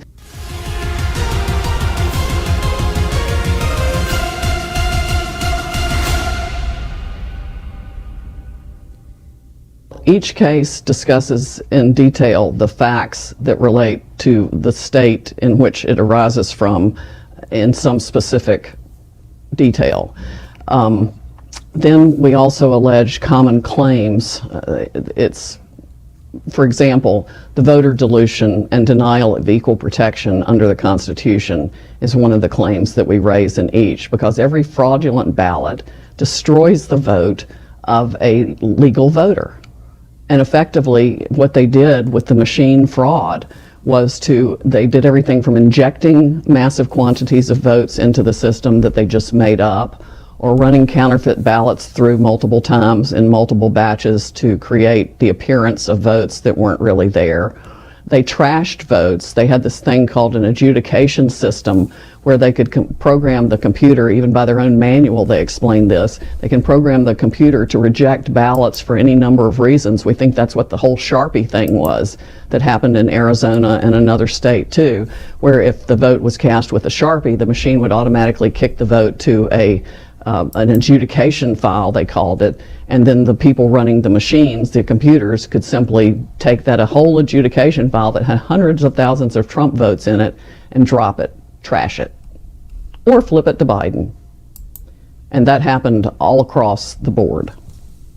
Yeah, and that's very interesting, because I understand that basically what you found is that larger than expected numbers of these votes would become adjudicated, and when they become adjudicated, that's what creates the potential for changing the votes. Do I understand that correctly? That's one of the ways. Yeah. Another way they did it was to shave votes. The machine can weight the ballots, so they can give Biden votes a weight of 1.25 count, and Trump votes are reduced to a 0.75 count. So they flip 25% of the votes for Biden automatically. Just every vote count. Instead of a vote counting as one, which is all a vote should ever count as. One vote, one man, one vote. That's our standard long-held rule, only way it can work in a democratic republic. And instead, if you voted for Biden, you got a 1.25. If you voted for Trump, you got 0.75. And we can see in some of the readouts, that's exactly what happened. You can go back, the mathematicians can go back and figure out the algorithm that was run by precinct even. I mean, hey, I don't know if you heard, but we just had a big development in the unfolding Spygate investigations. It's just incredible, right, to hear. So, there's all these people out there saying, especially among the corporate media and so forth, look, all these lawsuits keep getting thrown out. Clearly there's nothing there. How do you respond to people like that? Well, it's very concerning, Jan, because this is obviously not the first time this has happened. It's the first time it's happened on this scale, but I've been given a massive quantity of data from California in 2016 that shows it happened there, that Clinton did the same thing to Bernie Sanders there. And I have a witness who told me that they informed Bernie Sanders of all of it, and instead of outing it, he sold out. So the moneyed interests, the political interests, the global power elites have been doing this all around the world wherever they wanted to for at least 15 or 20 years. Our own government has been involved in some of Hello, it. this is Rudy It cuts Giuliani across with political Rudy's Comics. lines. There are some Republicans, no doubt, who benefited from it, just as Democrats have. They're all playing the game. I feel more every day like the Matrix movie was real. It's that bad. It's that bad. I mean, we know that we know that Carolyn Maloney, for example, was complaining about it, I think it was 2006. Wrote a letter to the Secretary of the Treasury, I think, and other people expressing concern over this Venezuelan-owned company that's running American elections. And CFIUS approved it. So we need to look at who was on the CFIUS board then. The heads of all the major agencies that approved this to begin with. One of the things Dominion gets people with is what I would call election insurance. If you put in the Dominion system, you're going to win. Re-election's no problem at all. And that's what Hugo Chavez had it rigged for. The fact that people are willing to turn a blind eye for this is just horrifying. And that's actually, I guess, an analysis that could be run to see, how often the incumbent that would put in this system subsequently won. Exactly. That would be interesting. Exactly. To see that. I was going to ask you, what motivates you, but as you're describing this, I can probably guess. These are. It's all about the truth. Mm-hmm. I mean, if we are going to be a free country, we have to have honest elections. They have been doing this to American citizens in other countries around the world for at least 15 years. Venezuela hasn't had a free election since Hugo Chavez did the whole Smartmatic Dominion voting system thing. They exported it to other countries. It's been used all around the world. The Philippines, I have people writing me from other countries all the time saying, you're not just helping the United States of America, you're helping anyone who wants to be free in the entire world. The people. And the people responsible for this need to be in prison. Worse than 90% probably of the people who are there. This is awful. There aren't even words sufficient to describe how evil, insidious, and malevolent this is.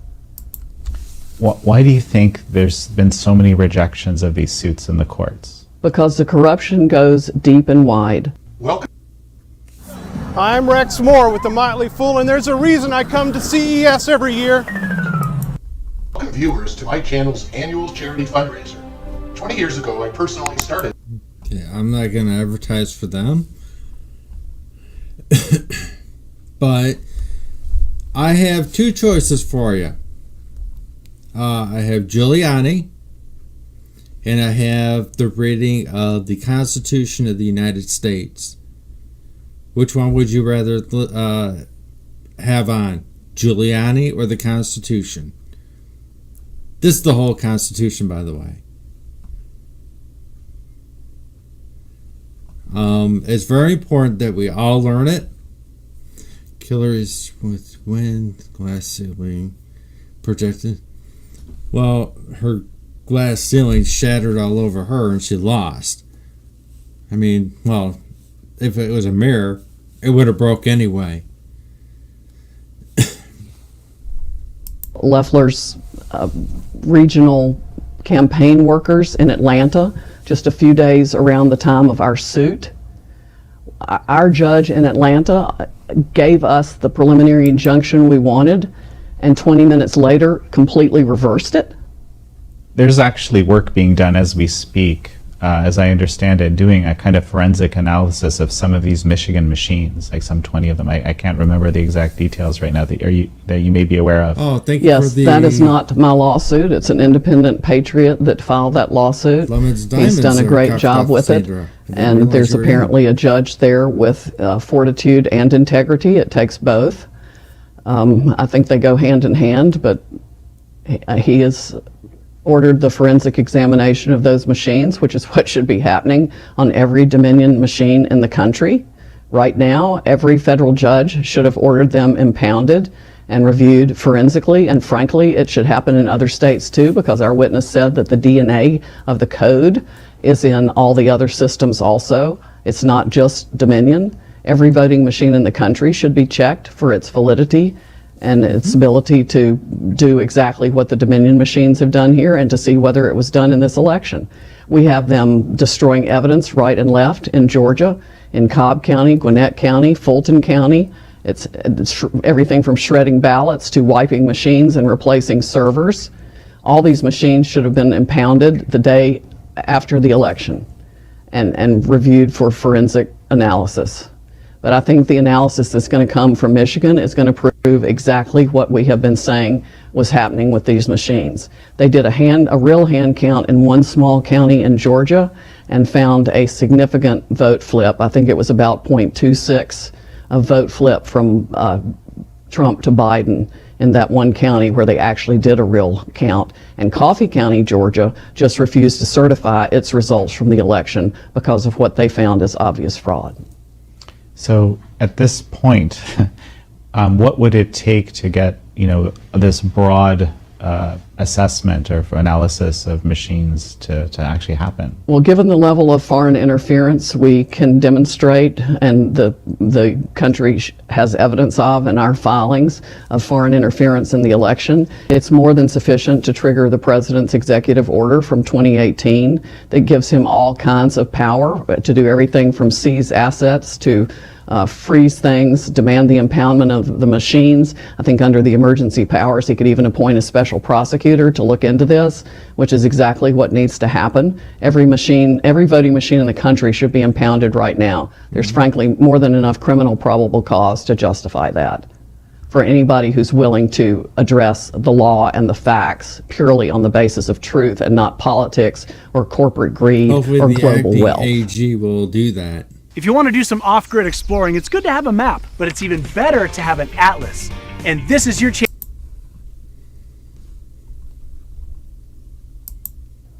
And that's interesting that you mentioned that executive order, because I understand there's also a report that the DNI Radcliffe is supposed to be preparing to come out in not too long from now. It's 45 days, I believe, from the time of the election, about prospective issues. Right. And what happened in the election. Well, if that report is an honest report, it's going to blow the mind of every citizen in the country who's willing to look at the truth and the facts.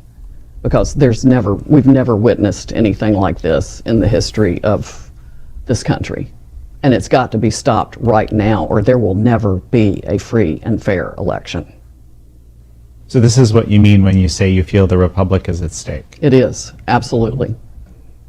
Any election from here on out is an absolute farce and a joke and a manipulated charade if we don't fix this right now and come up with a system that we can all trust. There should be nothing but transparency in an election in the United States of America. And the very fact that they are refusing to let people look at the machines or address any of these issues tells us it's one big fraud. Well, no, exactly. And it's kind of fascinating, because you would feel like anybody would want to be able to actually know the reality of the situation. Exactly. As my friend Lynn Wood says, if people have nothing to hide, they hide nothing. So, Sydney, any final thoughts before we finish up? Just to say that we must fix this, we must fix it now, and the American people must demand it. We cannot settle for anything like what we've witnessed in the last 4 years. The conduct of the Democrats, the global elites, the power brokers for the last 4 years in their effort to destroy President Trump. And this is not about President Trump. He's just a symbol of we the people. It's about the future of the republic. we have to fix this, we have to fix it right now, and there should never be another election conducted the way this one was. There should never be another American election without complete transparency.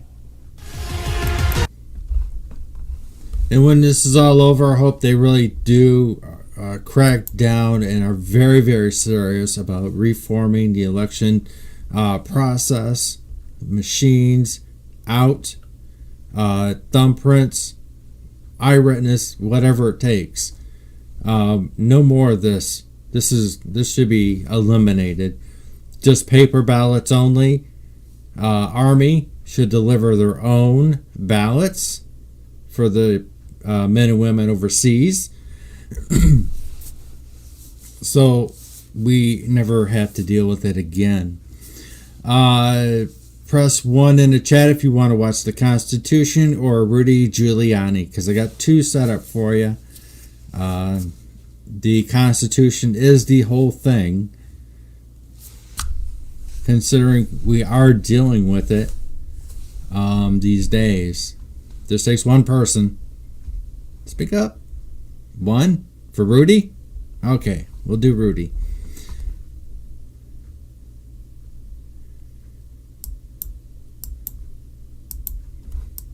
Sense. Today we're going to look at what is appearing to be, or almost about to become, a constitutional crisis. Constitutional crisis is not unknown in our republic. We've had them. They're always very jarring. They're always very difficult. They're always very unnerving, because the Constitution should flow, we believe, very, very easily and without any real problems. There shouldn't be too much dispute about interpretation. And of course, right now it's about saving our country. We can worry about reform after, because if we just we've been going on and on and on with such dumbness, knowing this was out there. They were always rigged. And if Romney wants to say, well, I could have won, no, he didn't. He probably knew he wasn't going to win. That's a somewhat unrealistic notion.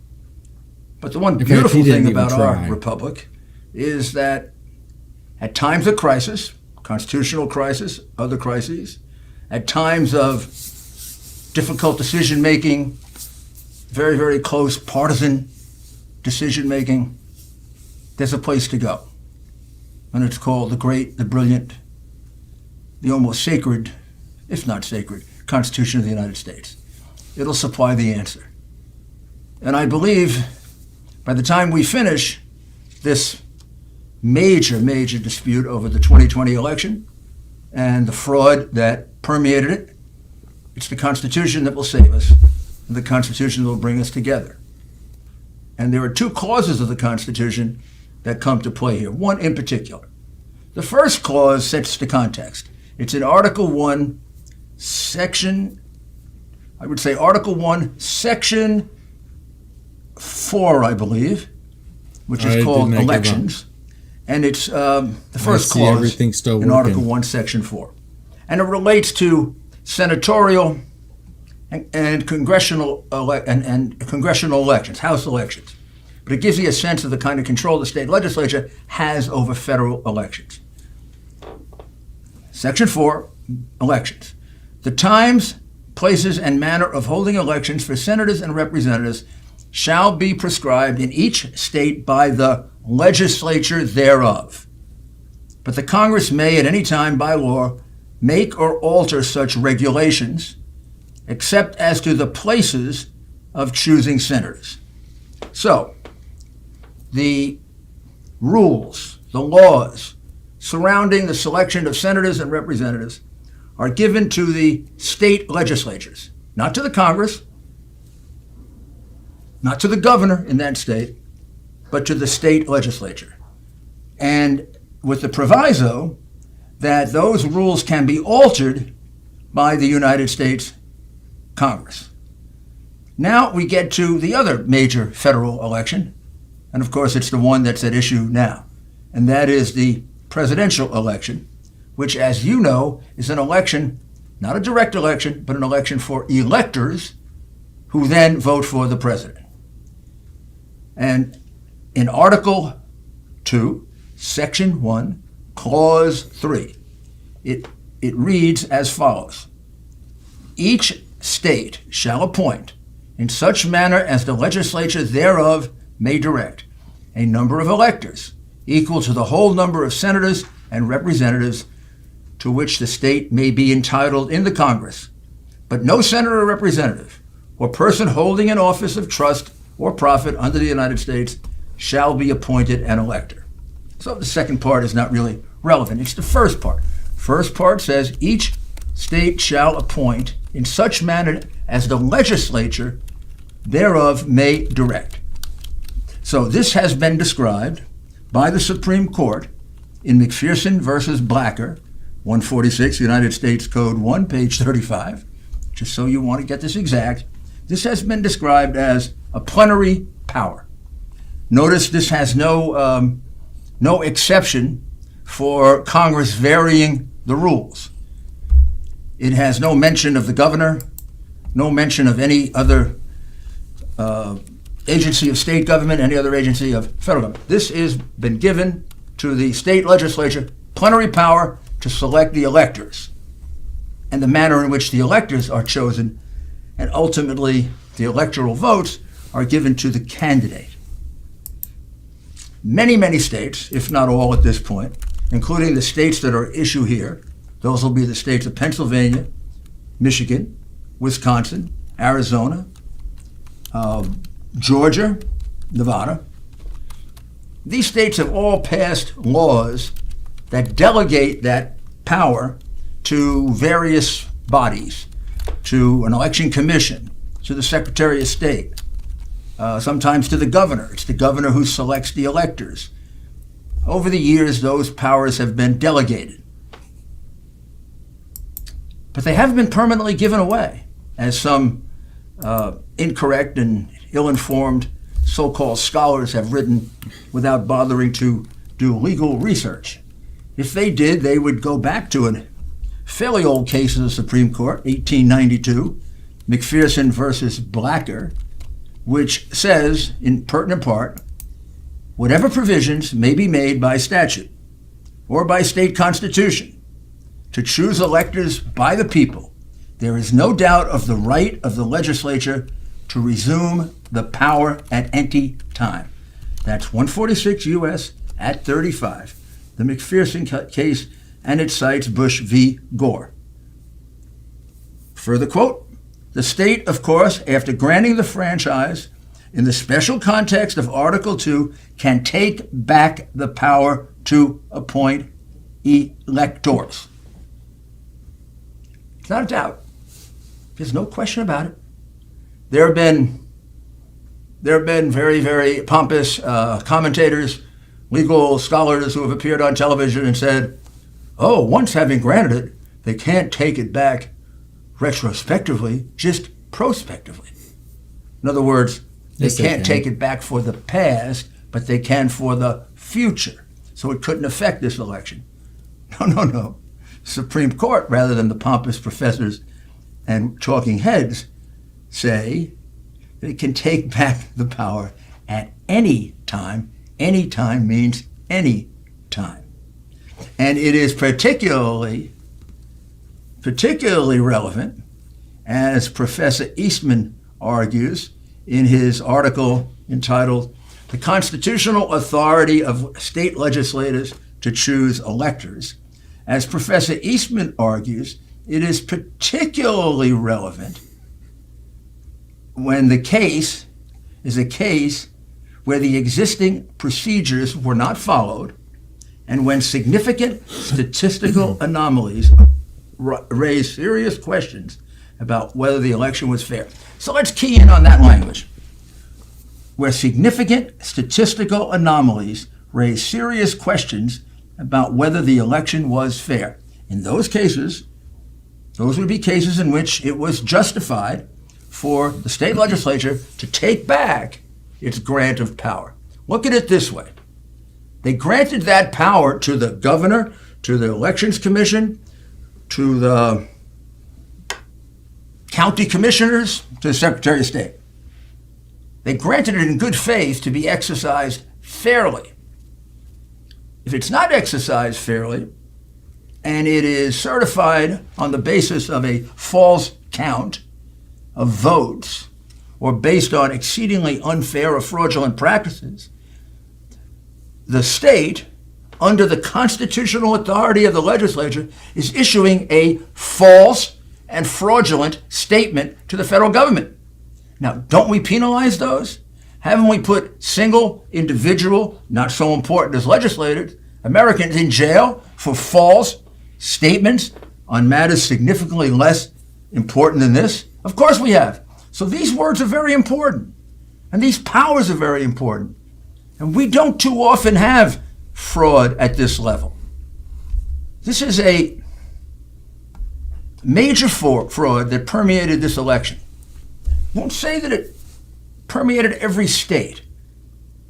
As we gather the evidence, it's becoming abundantly clear that this fraud was perpetrated in certain places where Democrats controlled cities in an insidious way, in some cases for half a century or more, where those cities have so many corruption convictions of mayors and aldermen and selectmen, and so many convictions for election fraud that alone would fill a book.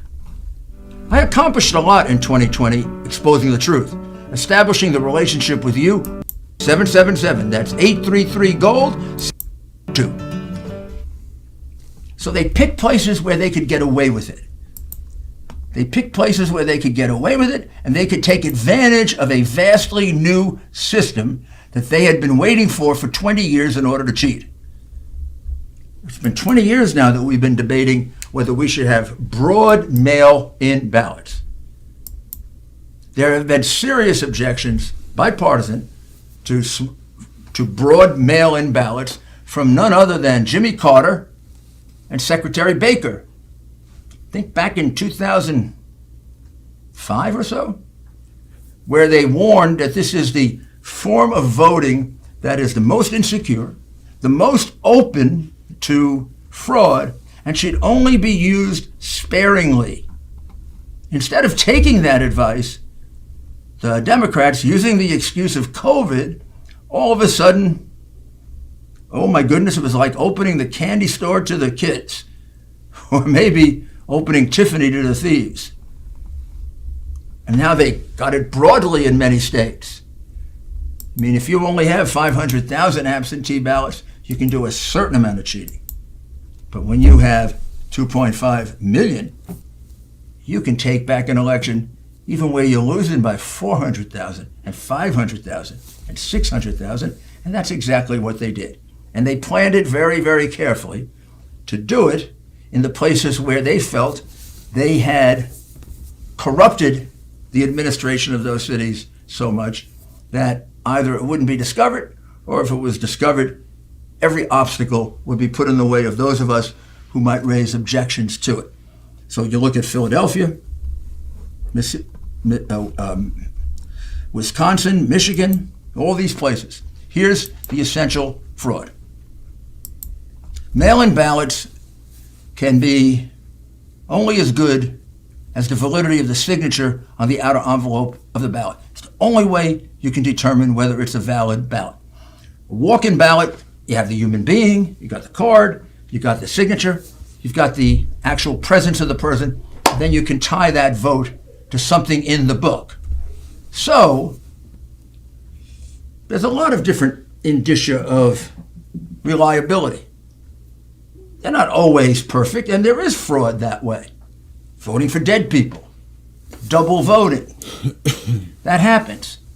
There's a margin, however, that you can't exceed.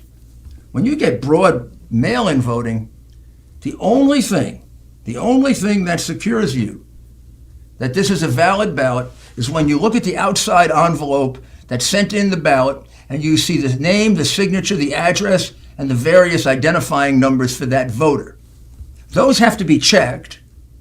Once they're accepted, you can separate the ballot from the envelope, get rid of the ballot, get rid of the envelope, get rid of the ballot, and now they're separated forever. You can never go back and really check them. That's why they have to be subjected to independent scrutiny at the time that that is done. In the case of absentee ballots, that had been the case from time immemorial.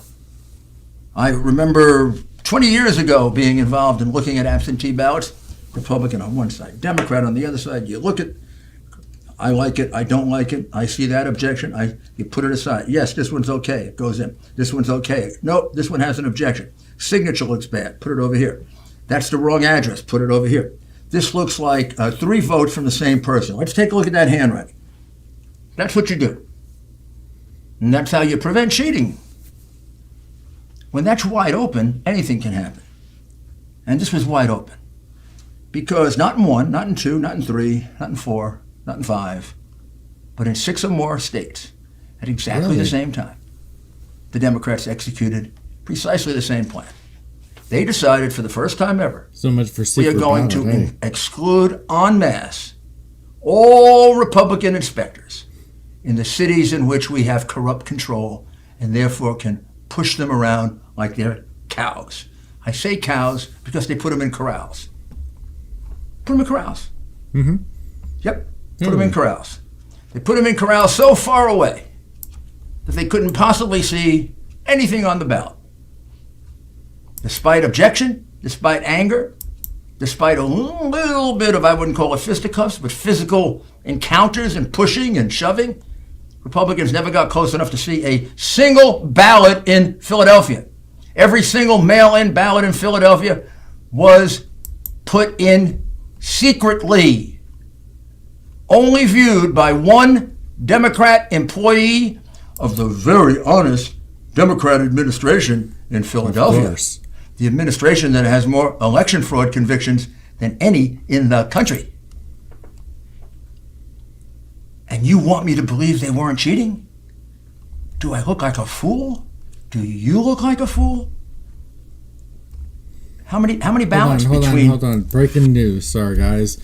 DNI classifies handwritten notes from John Brennan, 2016, CIA. Oh, that's what I just read.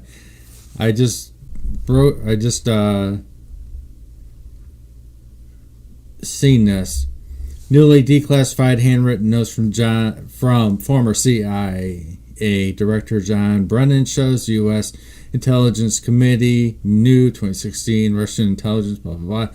Yeah, sorry. Philadelphia and Pittsburgh. And then if we want to add in Delaware County. I was trying to get it to you first. 882,770. That's what I said. 880,770. And these phony courts want to tell us this wasn't a fraud? Just exactly why would you go through the trouble of getting corrals and of pushing all the Republicans out and not letting them see a ballot if this was a good, honest, pristine ballot? Why? Why would you create this problem? Why would you put this cloud over the election? Just because you're stupid? Or were you doing it so you could stuff the ballot box? And by the way, the proof is in the accomplishment. Let's look at Pennsylvania.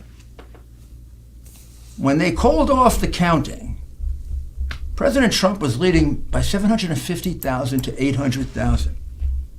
The crooks were in a panic. How do you make that up? The only way you make it up is, boom, stop it, get the Republicans out, and start pumping in ballots.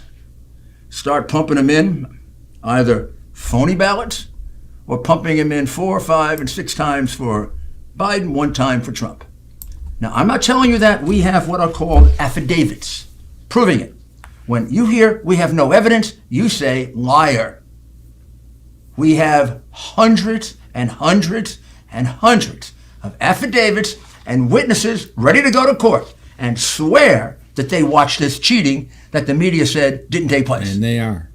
And we have been stopped by 2 courts so far because they're practicing see no evil, hear no evil, keep your eyes closed. We don't want to know the facts. Instead, they say there are no specific allegations. I don't know how specific it can be. We have the name of the person, we got the exact spot, and we say we saw him furiously putting in one ballot 5 or 10 times. Ballot's supposed to be put in once. I can't get more specific than that until we actually get to prove it. And we need a hearing for that, which they have not given us because they don't want you to learn the evidence. Well, the legislature of Pennsylvania, or some of the members, took their responsibility under Article 2, Section 1, Clause 3 seriously. They took their responsibility as having the plenary power to judge these elections and to make sure that these election returns don't go into Washington as fraudulent election returns, so that they are in the position of submitting a false statement to Washington, D.C. And at that hearing, we produced witnesses, something Democrats don't have. Witnesses who swore in affidavits under oath. That's another thing Democrats don't do. They never swear under oath. No. I don't know why they don't. They don't get prosecuted. Such an unfair system. But in any event, the legislature of Pennsylvania is perfectly justified, and in fact, the right constitutional outcome would be for them to take this, have the courage to take it, not be afraid of what the mass media is going to do to them, and stick by the Constitution, hold the Constitution up as their guard against the calumnies and the defamation and the viciousness of the American press and Democrat Party. And by doing that, they'll save our Constitution. By not doing it, it's being trashed. The same thing can be said about Michigan, where 100,000 votes were brought in the middle of the night, counted all for Biden in order to catch him up from a 300,000 vote deficit. And in Wisconsin, there are thousands and thousands of absentee ballots without applications. Why do you think they don't have applications? Just because they don't want to make out applications? They don't have applications because there's something wrong with the ballots. These things aren't done across 8 or 9 states for no purpose, all the same thing. We go to Arizona, same thing in Maricopa County, same thing in Pima County. Mm-hmm. Republicans shut out of the process of viewing absentee and mail-in ballots. Same thing, all the way across the country, thousands of miles apart. Democrats doing the same thing, which had never been done before. Don't let Republicans see the mail-in ballots. Probably millions. Why? Why? Because the mail-in ballots was the primary method for cheating and catching Biden up. How could it be that Biden was behind by so much in all those states on Tuesday night, and he caught up in every single one of them? Every single one? Look at the margins in the absentee ballots, and you'll see that his vote was counted 3 and 4 times. Compare the ballots, and you'll see. And why is it they won't show us the ballots? Why is it they won't show us the... Well, you can't get that ink off that little bony finger. It takes a long time. If you get any ink on there at all.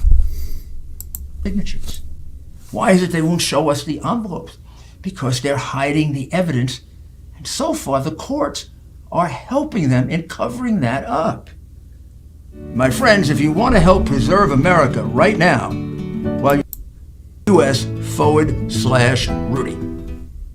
In the state of Nevada, very similar, no observations at all for the ballots. They just went in. Republicans never got a chance to observe, more than the margin of victory at stake. But also another mistake. Instead of, under state law, examining the ballots, physically, they put them in a machine.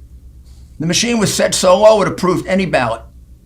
The machine, without any doubt, renders those votes completely, absolutely invalid.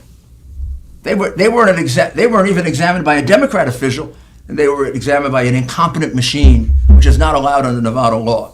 That one has to be taken by the legislature, and that vote has to be changed. And then we get to Georgia.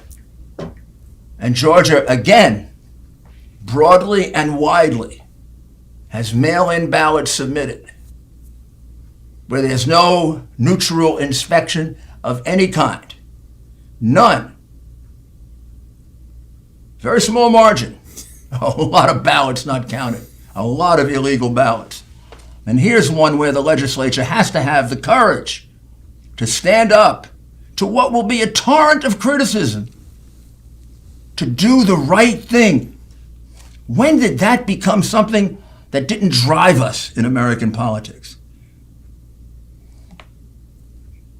You know how many legislators I've dealt with in the last 2 weeks, explain this to them? So this is terrible. This is terrible for our country. Yes, I can see this. I can see this evidence. But I'd be harassed. I'd be seen as some kind of a right-wing nut. Yes, the right thing to do, but I don't know. Now we got to group together at each state. Idealistic, strong, tough, honest, who are willing to support this. And in each state, we have the reluctant. When our liberty is at stake, when our rights are being taken from us, that's when this has to end. That's how we became a free country. This ended. There are times to be afraid, and there are times to overcome your fear. Look, these Democrats are not the Democrats of old, and they're not most Democrats. They're a bunch of sick people. Sickness goes back to Clinton, and it continues to today. They're crooks on a scale that we've never seen before. They've made millions and millions selling our country out to foreign countries, whether it was the Clintons with the Clinton Foundation or the Biden crime family in Ukraine and in Russia and in China. And they made not little gifts, millions and millions of dollars, and made agreements that were detrimental to the United States. They sold you out. You don't think people like this are capable of stealing an election? You know, it looks like they stole it. It smells like they stole it. It sounds like they stole it. And we can prove they stole it. They just have the entire media on their side. Big tech and the big corps who are licking their chops for all the money they're going to make in China, while you, the American people, once again get screwed. And for this kind of power and this kind of greed, they'll go to any length possible. This was a scheme they thought we couldn't catch. Well, they made mistakes with it. They overdid it. Unfortunately for them, Trump got too far ahead in a couple of these states, and they had to get sloppy in catching up, particularly in Pennsylvania and in Michigan. And he's too close in other states, so that the margin is overcome very, very easily based on the fraudulent ballots. Let's see if we can have the courage to do this, because our freedom is at stake. During the pandemic, these Democrat governors took away our right to practice our religion. They've taken away a lot of our freedom of speech with the censorship they imposed on the Biden hard drive that proved multitude of crimes on the part of the Biden crime family. You never got to really see that because they covered it up. And now they're imposing a moratorium on the many pieces of evidence of all kinds that show the fraud they engaged in across the country. And now that the evidence about the Dominion machines that are well known for being faulty machines used to steal elections, now that's even being covered up. So I know it takes a little extra courage for some of the legislators who aren't the bravest and aren't the strongest to stand up to this, and maybe some careers will get ruined. I don't know. I remember a book that I read when I was very young by Robert F. Kennedy called Profiles in Courage, and he lists there some very, very famous Americans who in fact ruin their careers by doing the right thing. And he makes them heroes. Some of them ruined their careers and came back, like when John Adams took up a very unpopular cause of British soldiers. That used to be a value in our country, having courage. It's the most important virtue. It's the most important virtue to protect a democracy. It's needed at time of war, and it's needed at times when people are trying to steal our democracy from us right under our nose. That's what the perverted leadership of the Democratic Party is doing right now.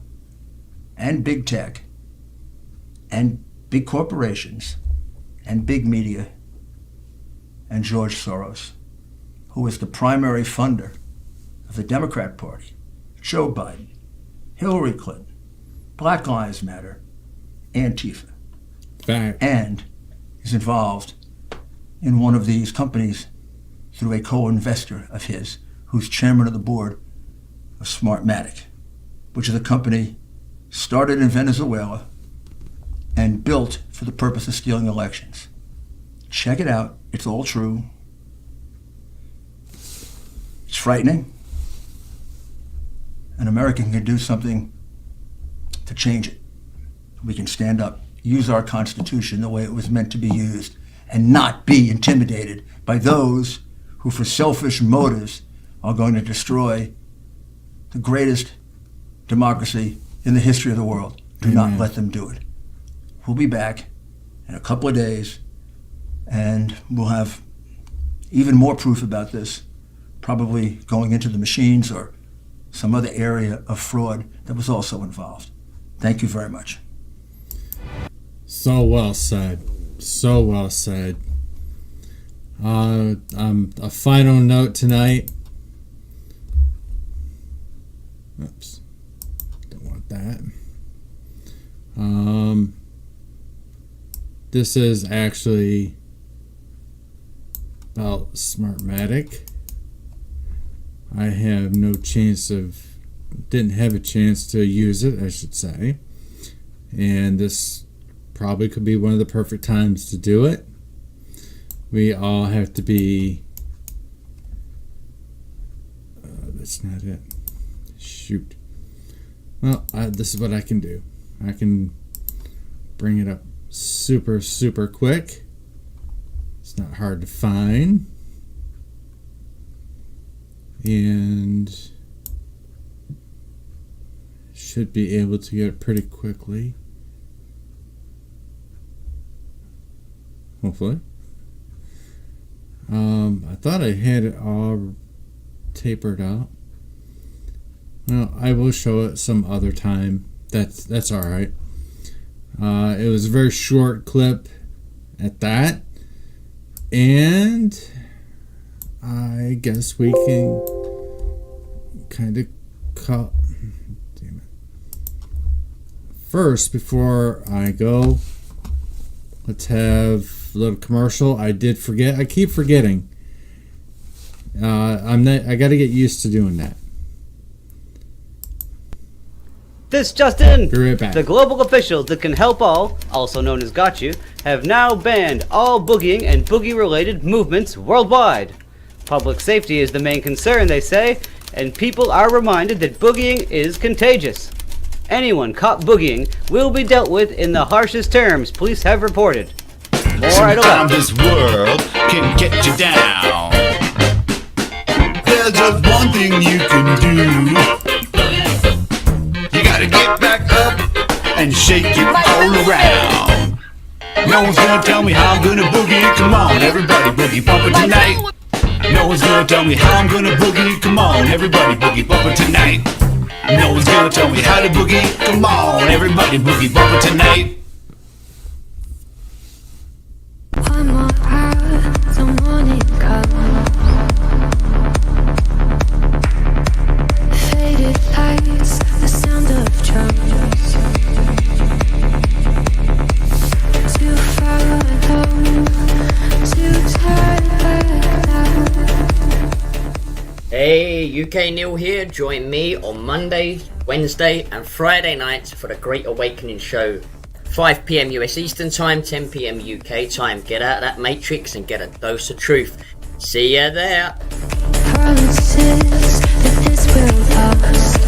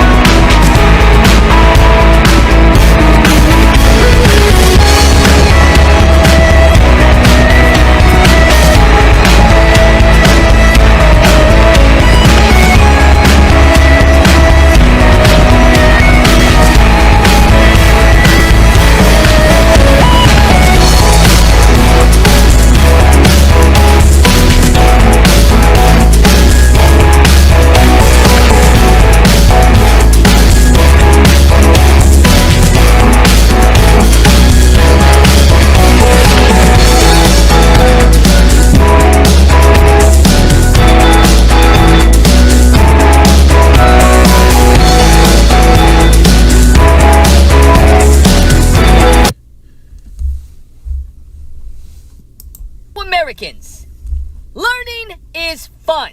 You know what else is fun, Trump? Joe Biden being president. Excuse me. The Electoral College votes will be sealed and sent by special carrier to Washington, where they will remain sealed until January 6th, when the House and Senate will come into a joint session to open the votes.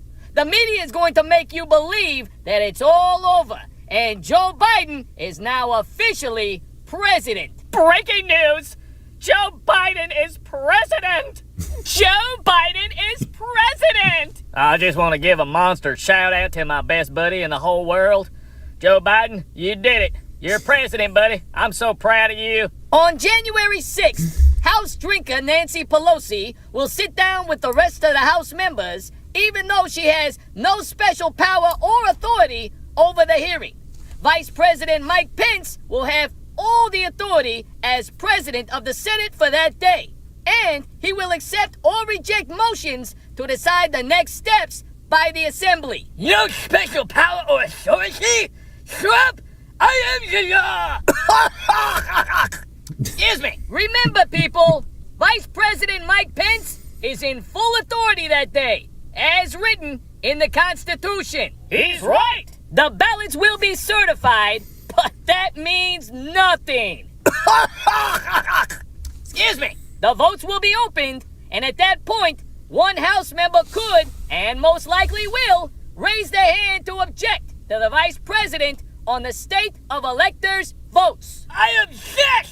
That objection could cover fraud or any other reason. And with the seconding of that objection, everything changes. Everything?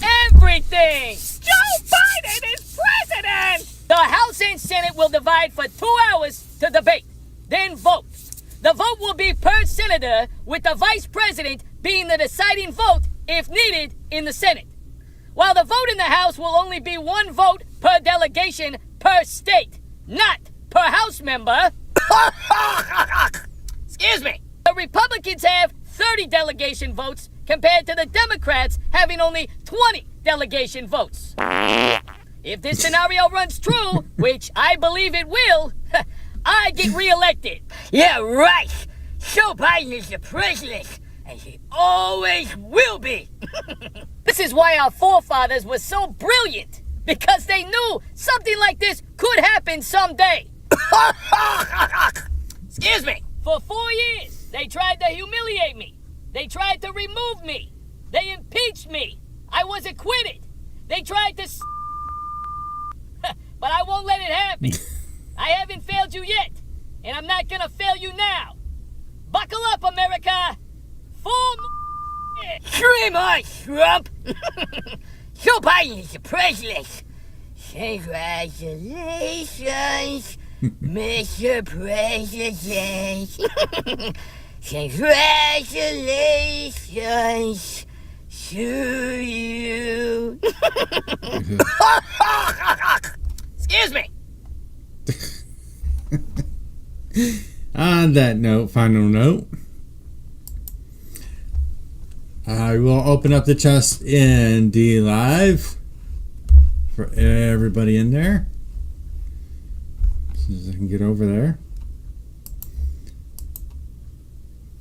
God bless the President of the United States and the Vice President, military, law enforcement, and first responders, and Border Patrol, and Coast Guard. God bless all of you as well. I appreciate y'all coming in once again. Please join me anytime I'm on, which could be anytime, but our regular show days are Tuesday and Thursday at 9 o'clock and 10:30 Sunday. We will have to see what, I might be alone next week or next Thursday. Who knows? I don't know. We'll find out. So I really do appreciate all y'all. And please, let's see who's got it. Who Me has 42 and EA has 24. And I do appreciate it once again. Please be kind to one another. Please contact your representatives if they have not gotten off their ass and gotten the job done, or blocking out electorates. But be kind. Don't go off on a tangent. That's not what we do. We all can talk to them civil. I will see what I can do about getting an interview. I will try to get more interviews as time goes on. So as that, I will bid adieu. And keep the faith. Hang in there.